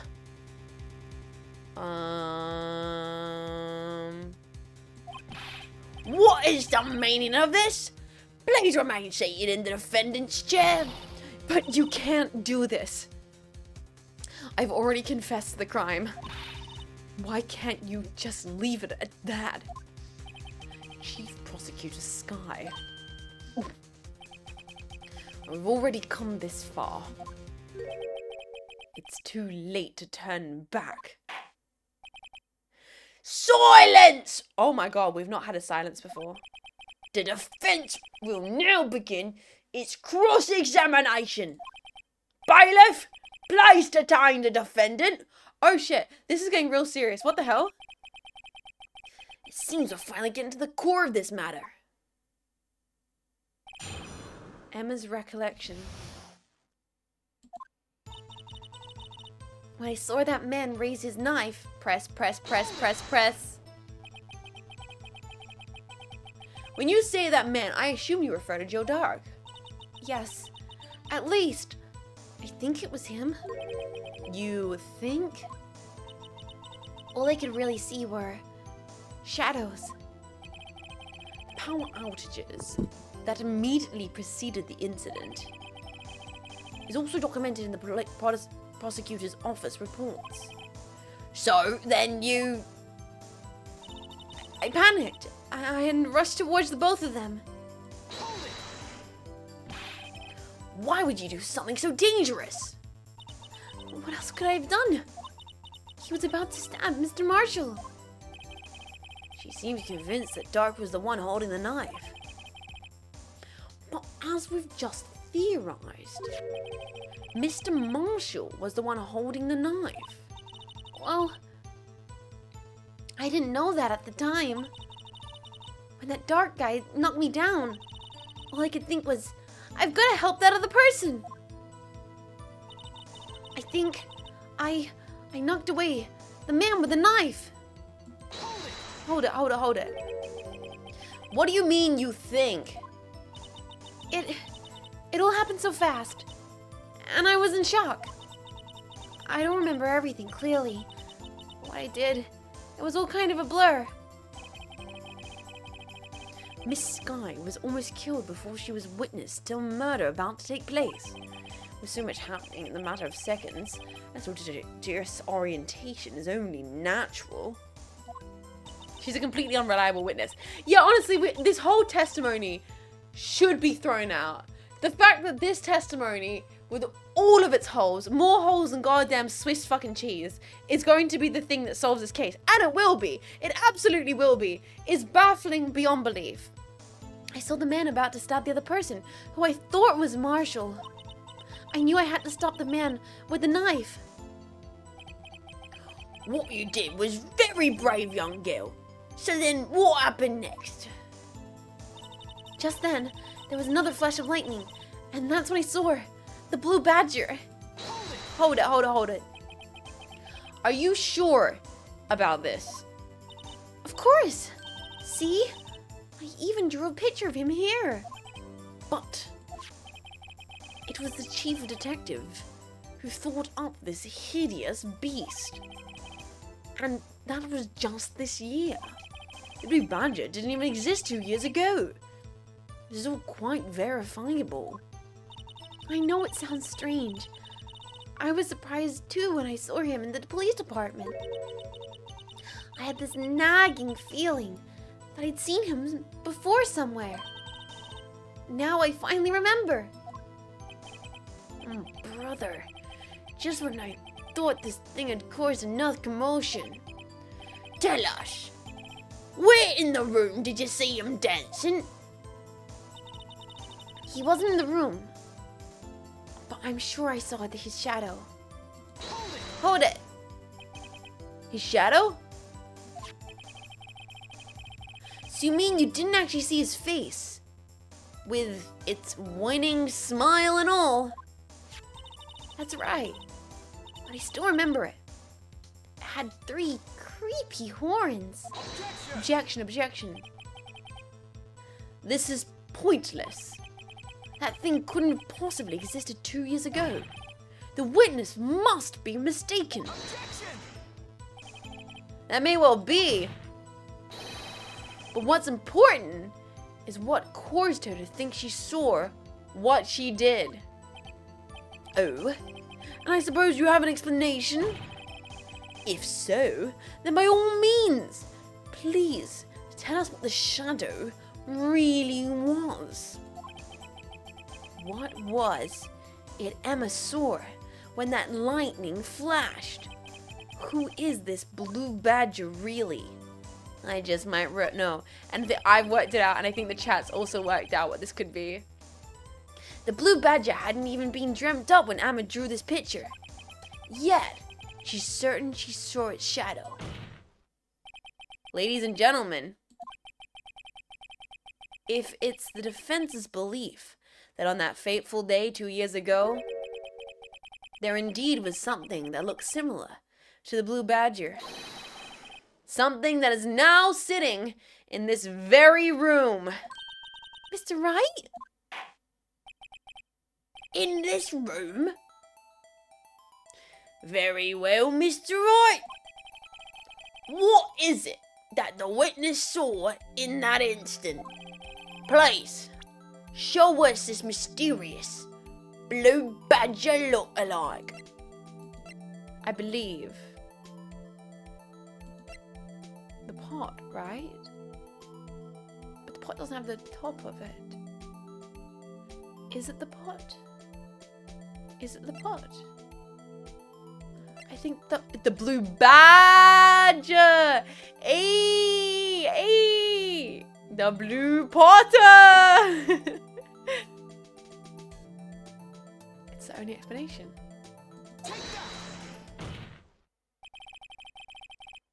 The mysterious blue badger was in fact this. But that's... what exactly is that?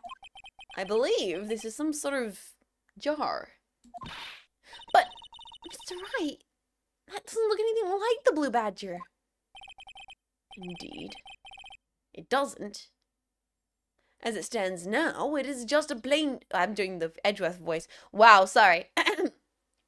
Indeed, it doesn't. As it stands now, it is just a plain jar. However, what if we were to change our viewpoint? Our viewpoint? I've got to show them this from the correct angle.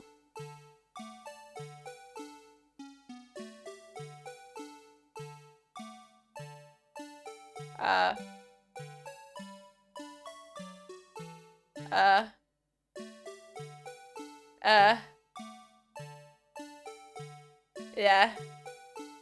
This feels like a Professor Layton puzzle.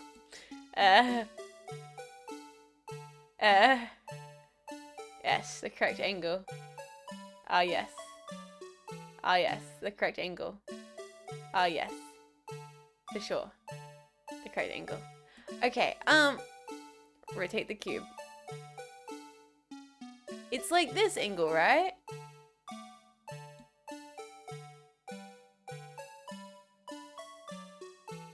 Right?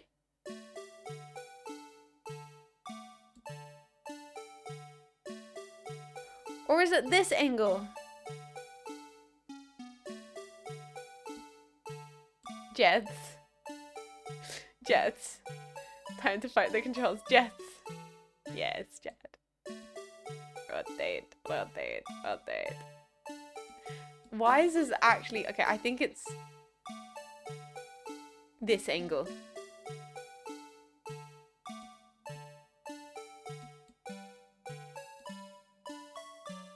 Hold on.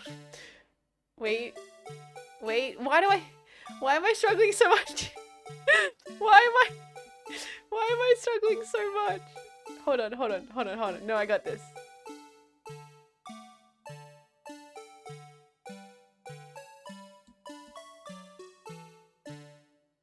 There. Perfect. What? That was perfect! Allow me to remind the defense, this case hinges on the witness's drawing. If Mr. Wright can't match the shape the witness drew, we cannot accept this claim. Gotta find the right angle. Maybe I should rotate it vertically a bit more, or horizontally. Come on, Mr. Wright, you can do it. I've got to show them the correct angle to look like the... But I had it! Wait, what? That was totally it! Was it not?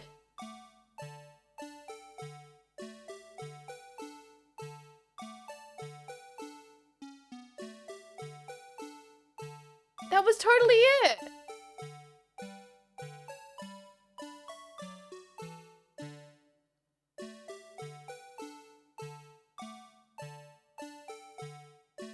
This fucking music.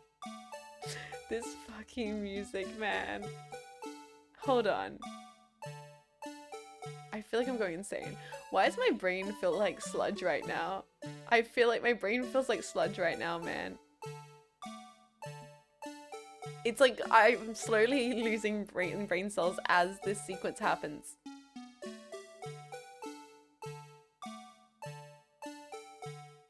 Is that not the perfect angle? Does that not look exactly like the blue badger? Is this not the spitting image of the blue badger?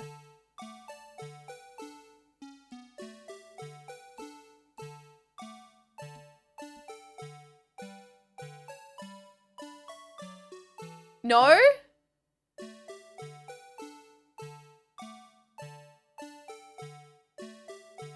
We're so fucked.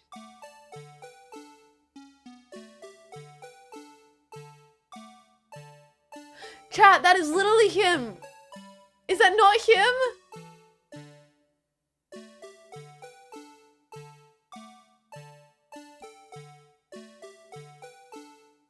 It's like pixel perfect.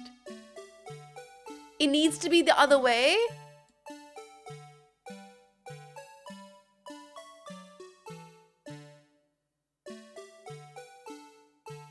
No way. Needs to be this way?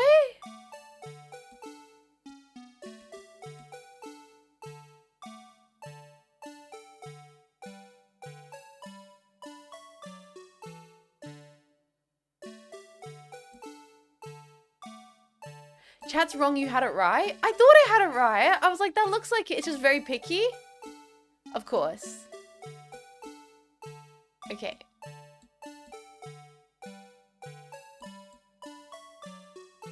I have to just have the angle perfect.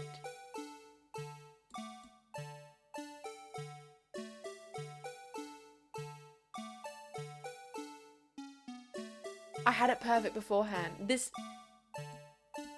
Come on, man. Wait, let me use, H and B.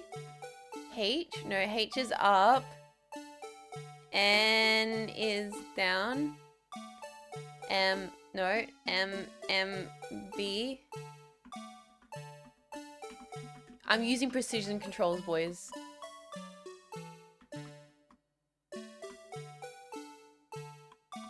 We're using precision controls now. We're getting it picture perfect.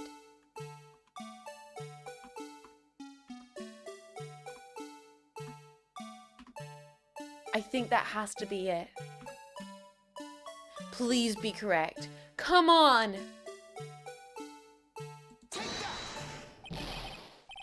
What? That's literally perfect!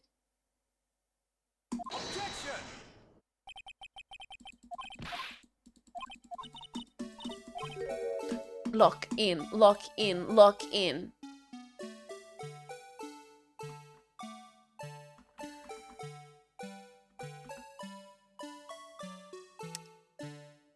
It's totally...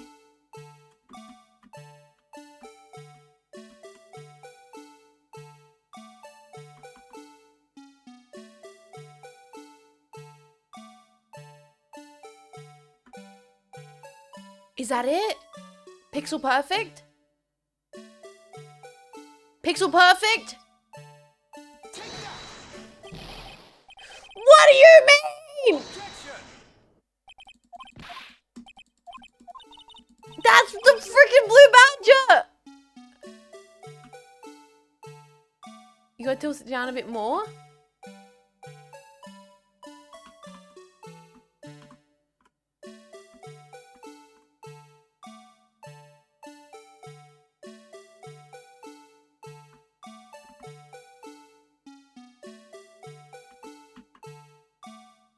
Is it just meant to be like this?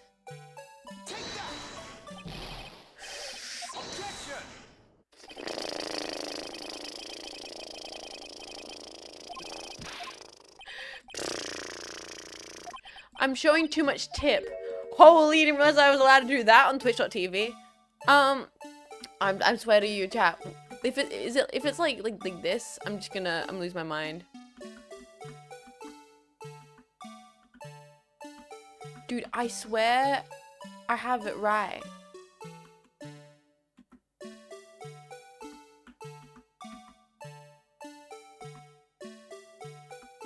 That's the blue freaking badger. That's the blue freaking badger. You're kidding me. I had, what do you mean? Fuck you. No freaking way.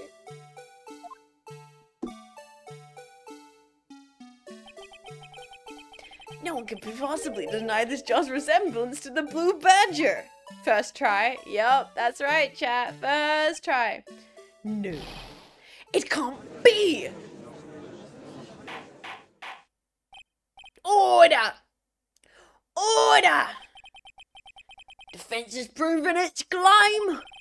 Mysterious Blue Badger, witness on the day of the crime, was actually this. Though we all enjoy Mr. Wright's dramatic performance, one question remains. What's your point? Great question, Edgeworth. What do you mean? So, that badger thing was actually just a jar. Doesn't change anything. I'm afraid that's where you're wrong, Mr. Edgeworth. You see,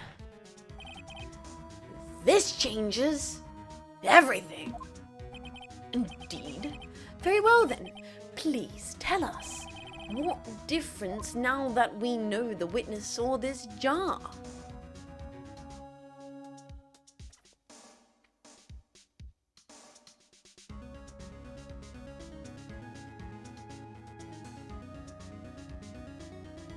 The location. No. Location. Sorry, it's a warm day. I'm yawning because it's like a warm, cozy day, and then all the voice acting zonks me out. I'm sorry.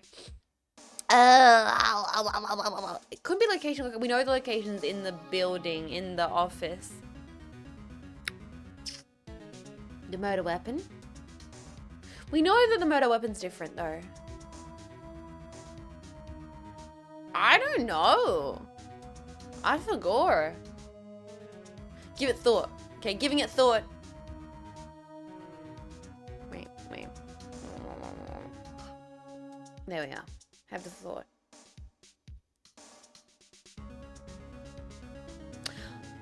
Location, fuck it. Allow me to take these in turn. The moment of murder, the witness saw this jar. At a very specific angle, I might add, Mr. Wright.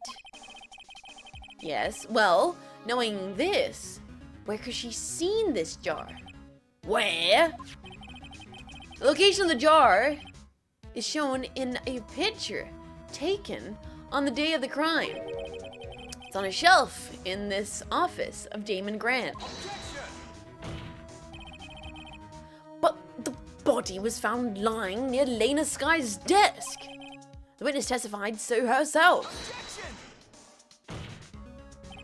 Yes, and it is these two facts that revealed what actually transpired.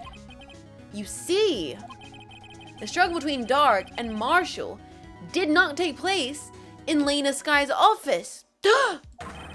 It happened on the other side of the room in Chief Grant's office. Are you implying the murderer moved the victim's body from Damon Grant's office to Lena Sky's office? Yes. Why would he do that? There's no reason. Exactly. If there wasn't a reason, he wouldn't have gone through the trouble. The only logical conclusion is that there was a reason. You know what that reason was, Mr. Wright? I finally figured it out. So that's why Lena tried to stop the trial. It's too late to quit now, though.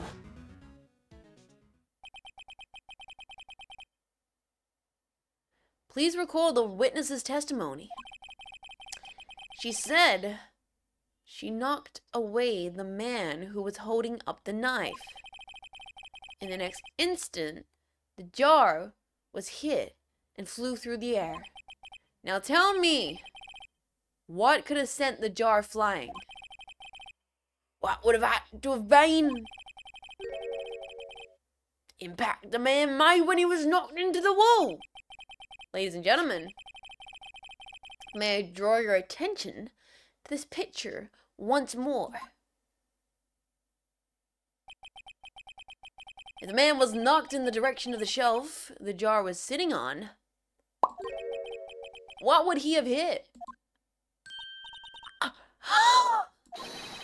The suit of armour! Holding a very sharp and dangerous looking sword! Yes. And since the man who was knocked into the armor was carrying a broken knife, you have had to have been Neil Marshall, wielding the King of Prosecutor's Trophy. No. Mr. Wright, you can't be thinking. Yes. There's another possibility of what actually transpired in that room. Another possibility? Of course, perpetrator would have had no idea. But nonetheless, I don't know if I can go through with this. Do it, Phoenix! Don't be a cowardice little bitch! Say it! Mr. Wright? What's the matter? If the events took place as the events theorizes, well then the outcome is obvious. In that moment, assuming the man Emma Sky knocked away was actually Neil Marshall.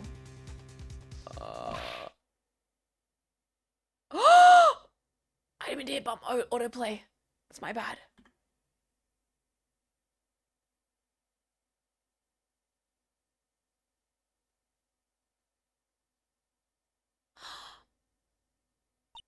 You mean Mr. Marshall died because of me? No!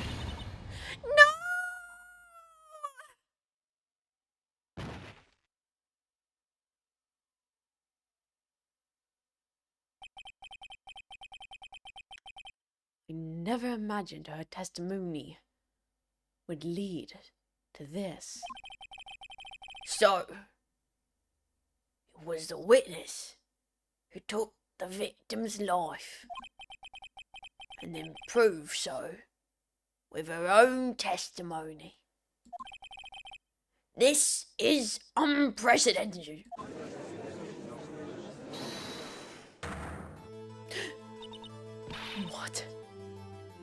What are you saying? I'm sorry, Miss Sky, but given the circumstances, Joe Dark murdered Prosecutor Marshall. How can you think it was Emma? How dare you try and pin the crime on her? Imagine that coming from you. If you recall, it was you who admitted to forging evidence 2 years ago. The reason you moved Prosecutor Marshall's body was to keep anyone else finding out about what Emma did, wasn't it? I assure you, Mr. Edgeworth, I have no idea what you're talking about. If you hope to have anyone believe your insane allegations, I'm afraid you're going to have to prove. Tell me, do you have any conclusive evidence that proves my sister killed Neil Marshall? Evidence? I'm willing to bet you don't. Yes, it certainly will be difficult to prove this with evidence. Don't have evidence? Then we'll have to rely on testimony. I'm afraid I won't work in this case. Both parties involved in the incident are dead. We certainly can't get dead people to testify. Except for the fact that you literally have a ghost lady talk to you on frequent occasions. You have a big pair of ghosties, a honka-donka-doos, who tell you to believe in yourself. So honestly, ghosts may be able to testify in the world of Phoenix Wright if we're gonna be really forward here. This has been a wild goose chase from the very beginning. Touché, Miss Sky. Of course. That only leaves us with one possibility.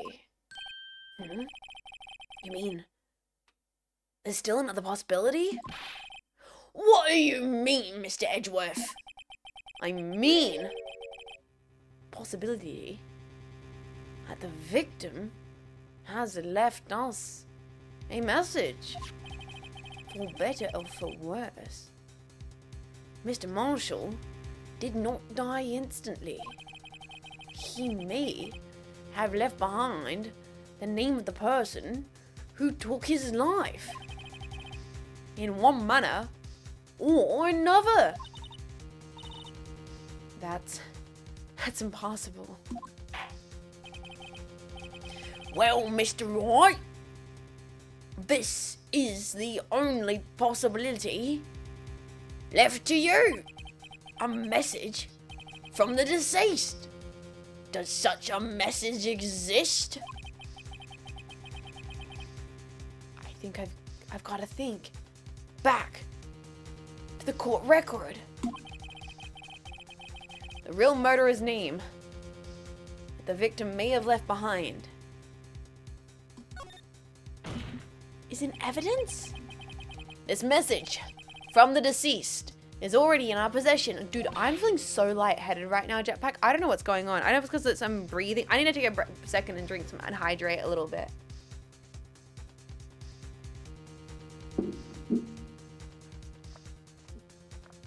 Like, I'm genuinely feeling faint for some reason.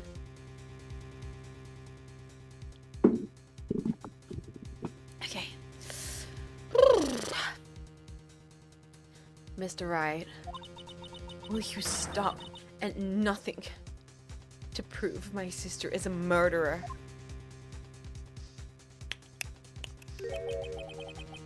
Do not be mistaken, Miss Sky. Our purpose is not to accuse Emma of any crime. There's only one thing we seek: the truth. No matter how painful it may be.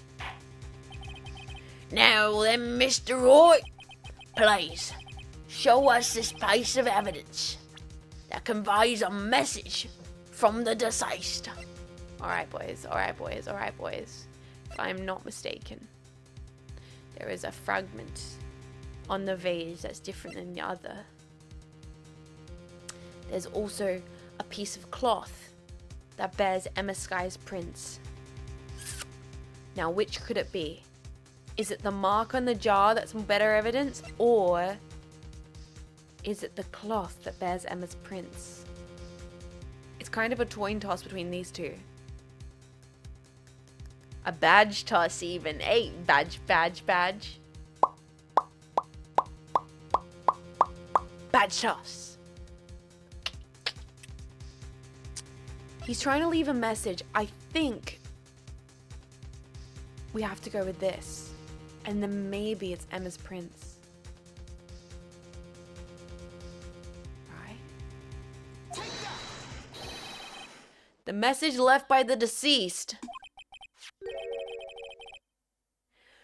This is that blue badger from before, right? Oh, is he just gonna speak the killer's name? That thing could. I'm sure it would. Looks like everyone's forgotten that this is just a jar. A message was left here, on the surface of this jar. What do you mean?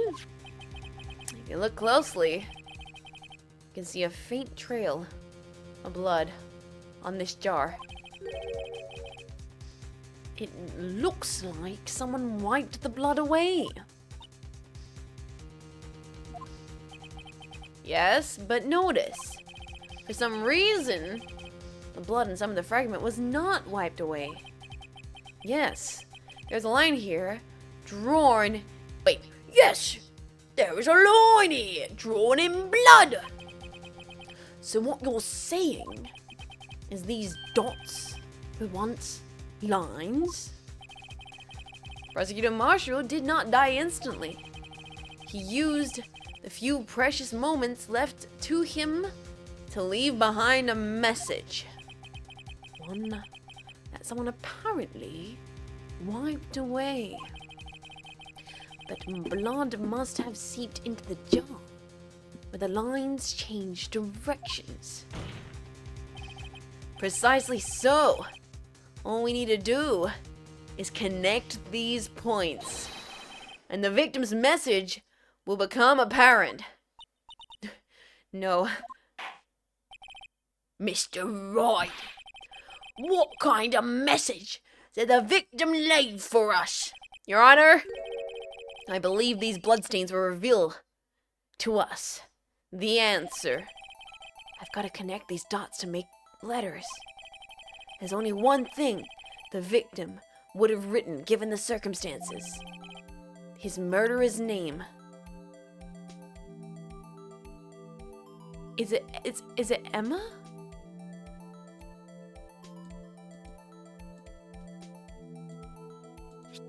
Oh my god. This is some Professor Layton bullshit. If I have ever seen it.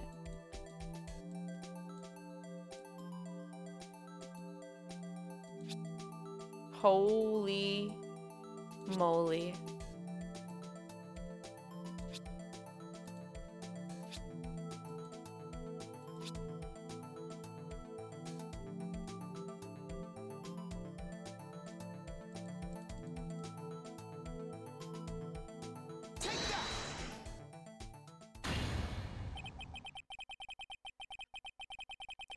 If a defense attorney's duty is prove their client's innocence, that's why all I've been thinking about is saving Lena. After all my efforts, I never thought it would turn out like this. Emma.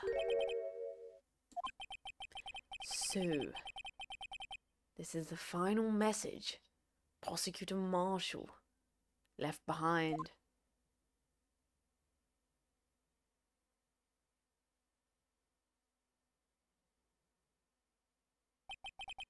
Of all people, she may not have meant it, but in the end, the one that took the victim's life Was Emma Sky.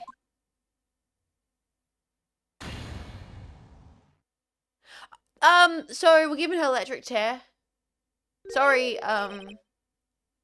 Emma. Death penalty. She worthy? Can't I say I didn't warn you? Chief Runt, do you understand the implications of what you've done? What are you talking about? 2 years ago, Joe Dark was sentenced to death. He was convicted because of his final murder. I believe you were the prosecutor in his case, were you not? Yes, Worthy. Because of you, an innocent man was sentenced to death. Not only that, but you used forged evidence to ensure his conviction.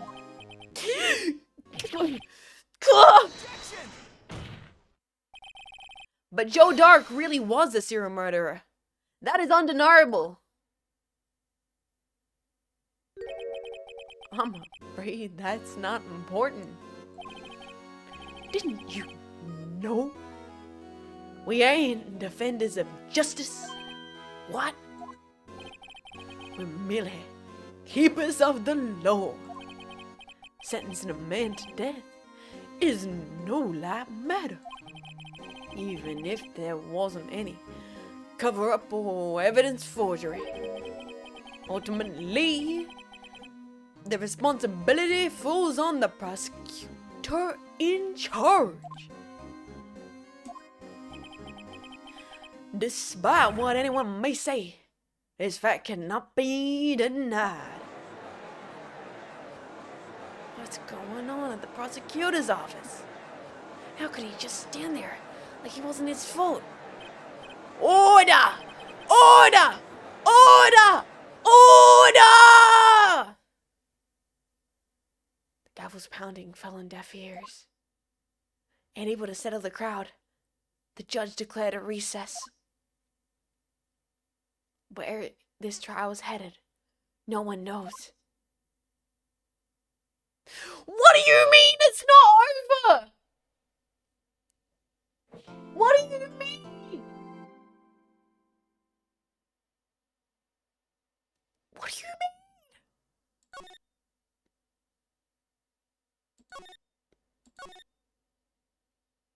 What do you mean it's not over?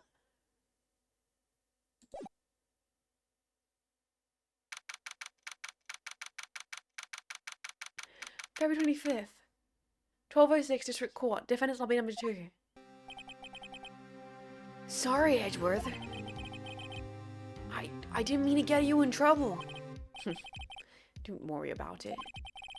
This is my problem, not yours. Oh, I hope I'm not interrupting anything, Bells!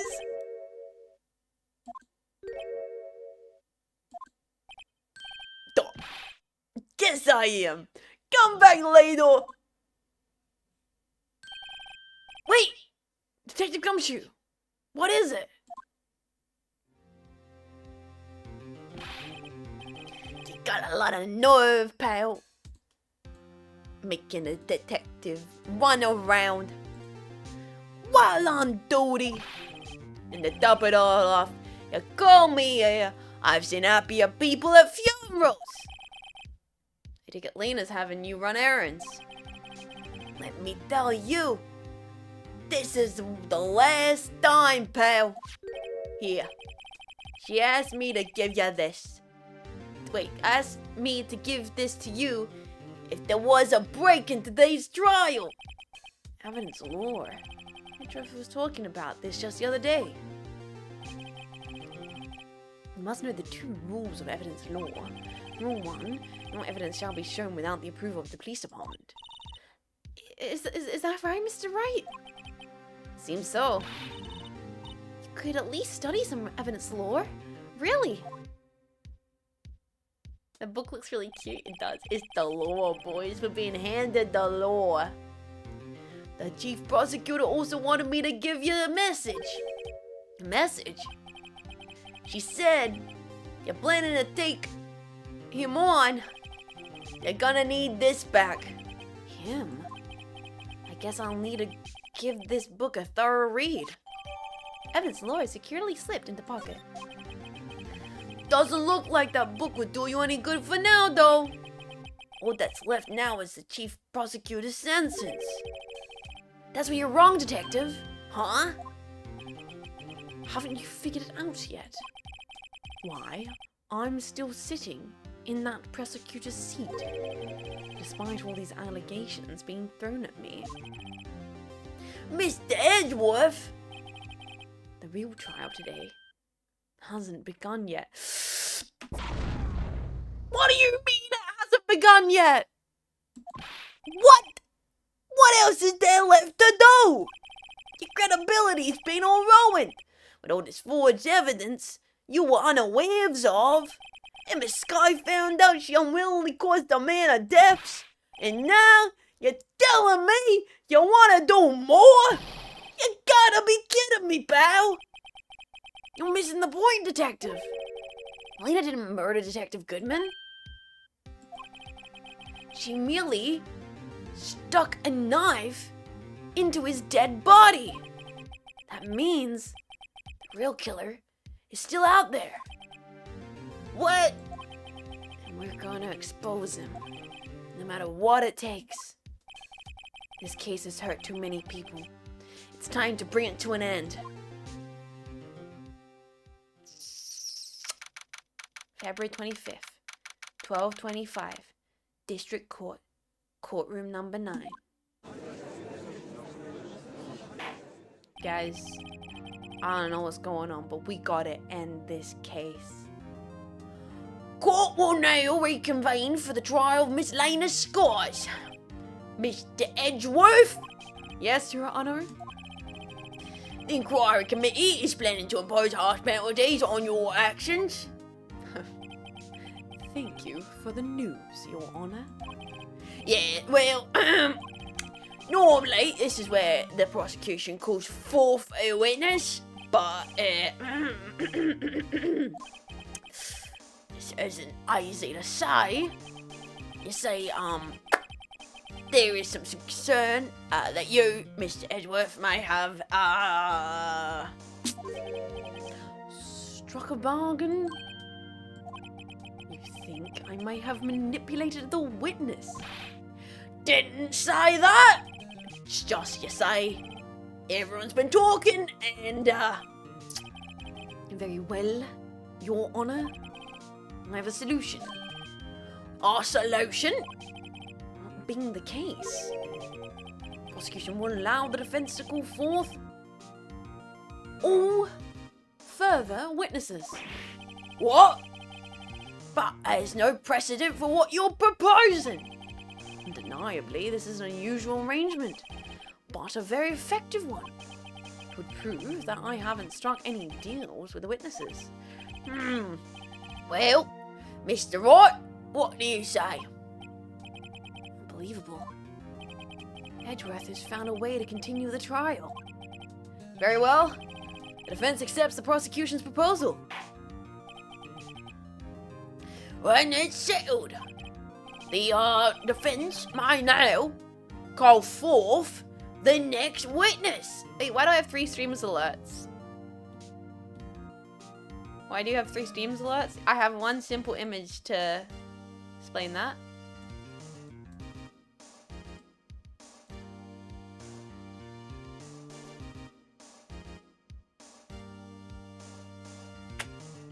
Yep. Cause I'm Australian. That is why. Cause do do do do do do do do do do do do. All right, boys. Let's keep on keeping them. Mr. Wright, you do realize that this is your last chance. If you call the wrong witness, this trial is as good as over. Defense calls. Time has finally come to bring out the real murderer. Wait, why is the blue badger not an option? Boys, why is the blue badger not an option?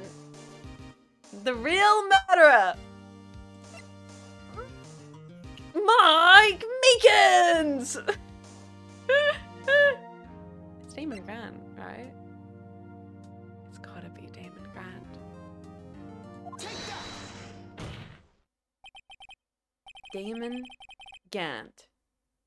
The defense calls Damon Gant to the stand. Damon Gant? What does he have to do with anything? As the defendant's partner, 2 years ago, Mr. Gant had first-hand knowledge of the crime. I feel we should hear what he has to say about it. As luck would have it, he should still be in the courthouse. He would also be the least likely to have been manipulated by me in any way. Wouldn't you agree, Your Honor? True. Alright, bailiff, please escort Mr. Gant to the stand. Alright, boys.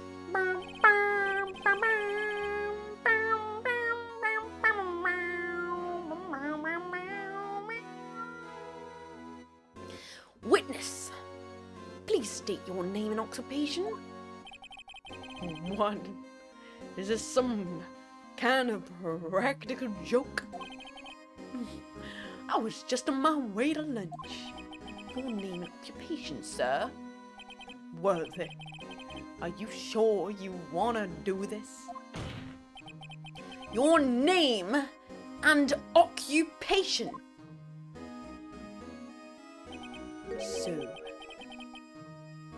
want to play hard, boy?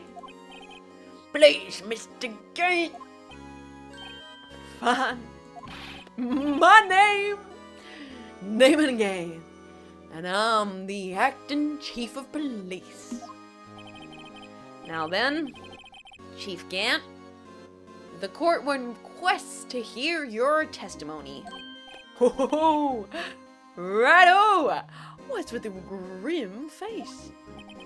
First, let's clear up this SL9 incident. Oh, you mean the time when Lena's sister murdered that prosecutor? Personally, I think it's been made pretty clear already. There are still some things unaccounted for. Oh, like what? Like the role you play in all this. Son, either you're very brave, or very foolish. You're aware, of course, that our chief of police has all kinds of weapons at his disposal. Don't want to autoplay. Weapons? Sure. Take my testimony, for example. I don't have to give it if I don't want to. What? Is that true? I'm afraid so. The chief of police has the right to refuse testimony. Of course, such an action carries with it a certain risk. Don't worry, I'm not here to hinder your trial. Just remember, if this turns out to be a big waste of time, don't say I didn't warn you. Very well, the witness may now begin his testimony. Witness's testimony. SL9 incident. Oh my goodness, boys. We're doing it. We're doing it. I do feel really lightheaded. Let me just drink some water. I don't know why. I don't know what it is about Ace Attorney streams that just like, whew, they just take it out of me. I feel like, is Chief Grant threatening us? I think he might be, boys. I think he might be possibly threatening us.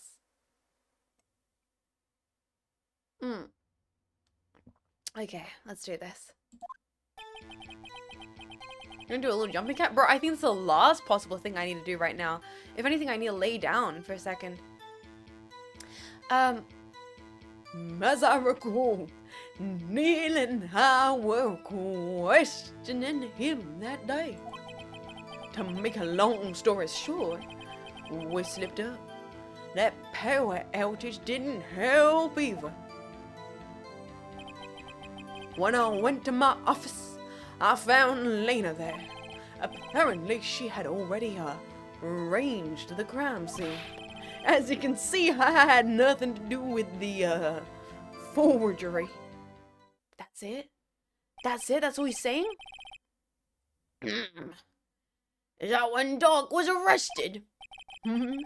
He was lying on the floor, unconscious.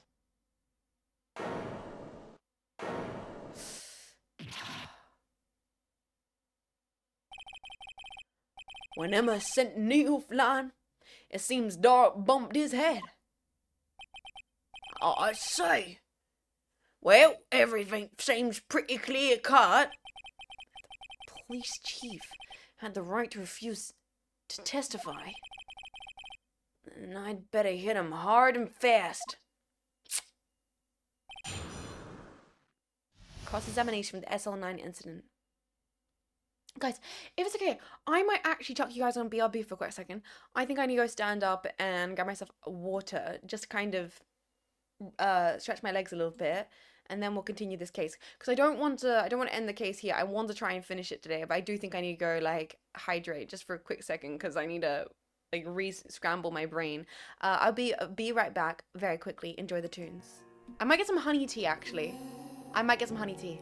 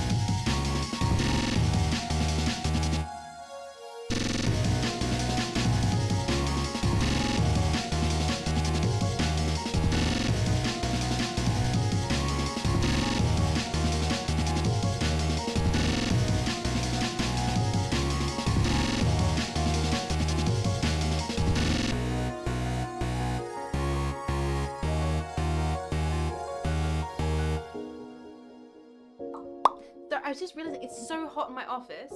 I'm gonna try and plug my... Can I plug my fan in somewhere? Please plug my fan. So hot in my office. I think that's what's going on. I think I'm just feeling lightheaded. Give me a second. Plug this into here. Put my fan on.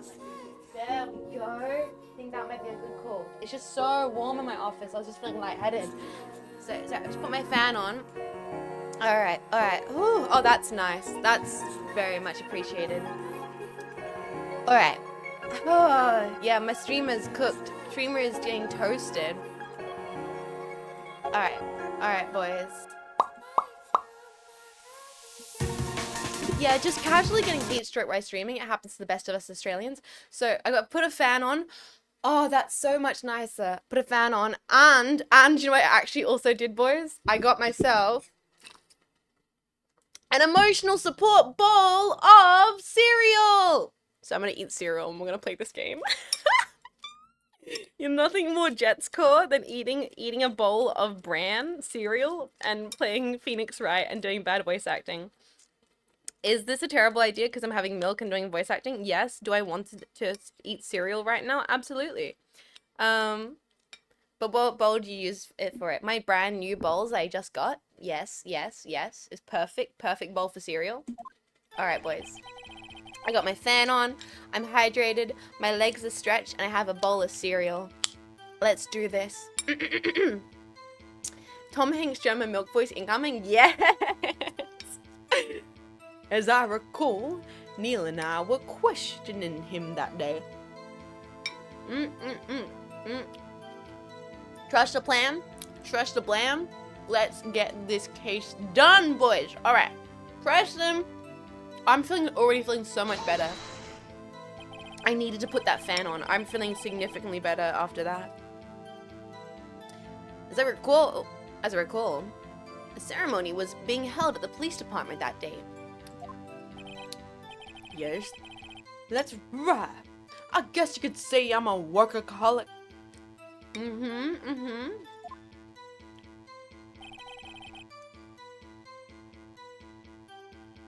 After winning his award, Neil was all fired up too. That's probably what spooked Dark and made him run away like that. Was the defendant, Lena Sky, also present in that room? I don't quite remember. You probably should, sir. In fact, you definitely should. At the very least, she wasn't there when Doc arranged for it. To make a long story short, we slipped up. That power outage didn't help either. How'd you just let him run away? So the two of you ran immediately after him, right? Right? That's right, but Doc made it to the elevator first. She's in the photo! That's true, Specialist! So Neil and I split up. He went upstairs, I went downstairs. I guess you could say. You guess. He got lucky. He got lucky? Bert died! What do you mean? What's this about power outage? Oh, that elevator stopped all of a sudden. And I got the shock of my life. Well, probably not as shocked as Neil was when that knot went into his heart, though. I don't like the jokes you're making. They're funny, but I don't appreciate it because of your weird vibes, sir. That's not funny.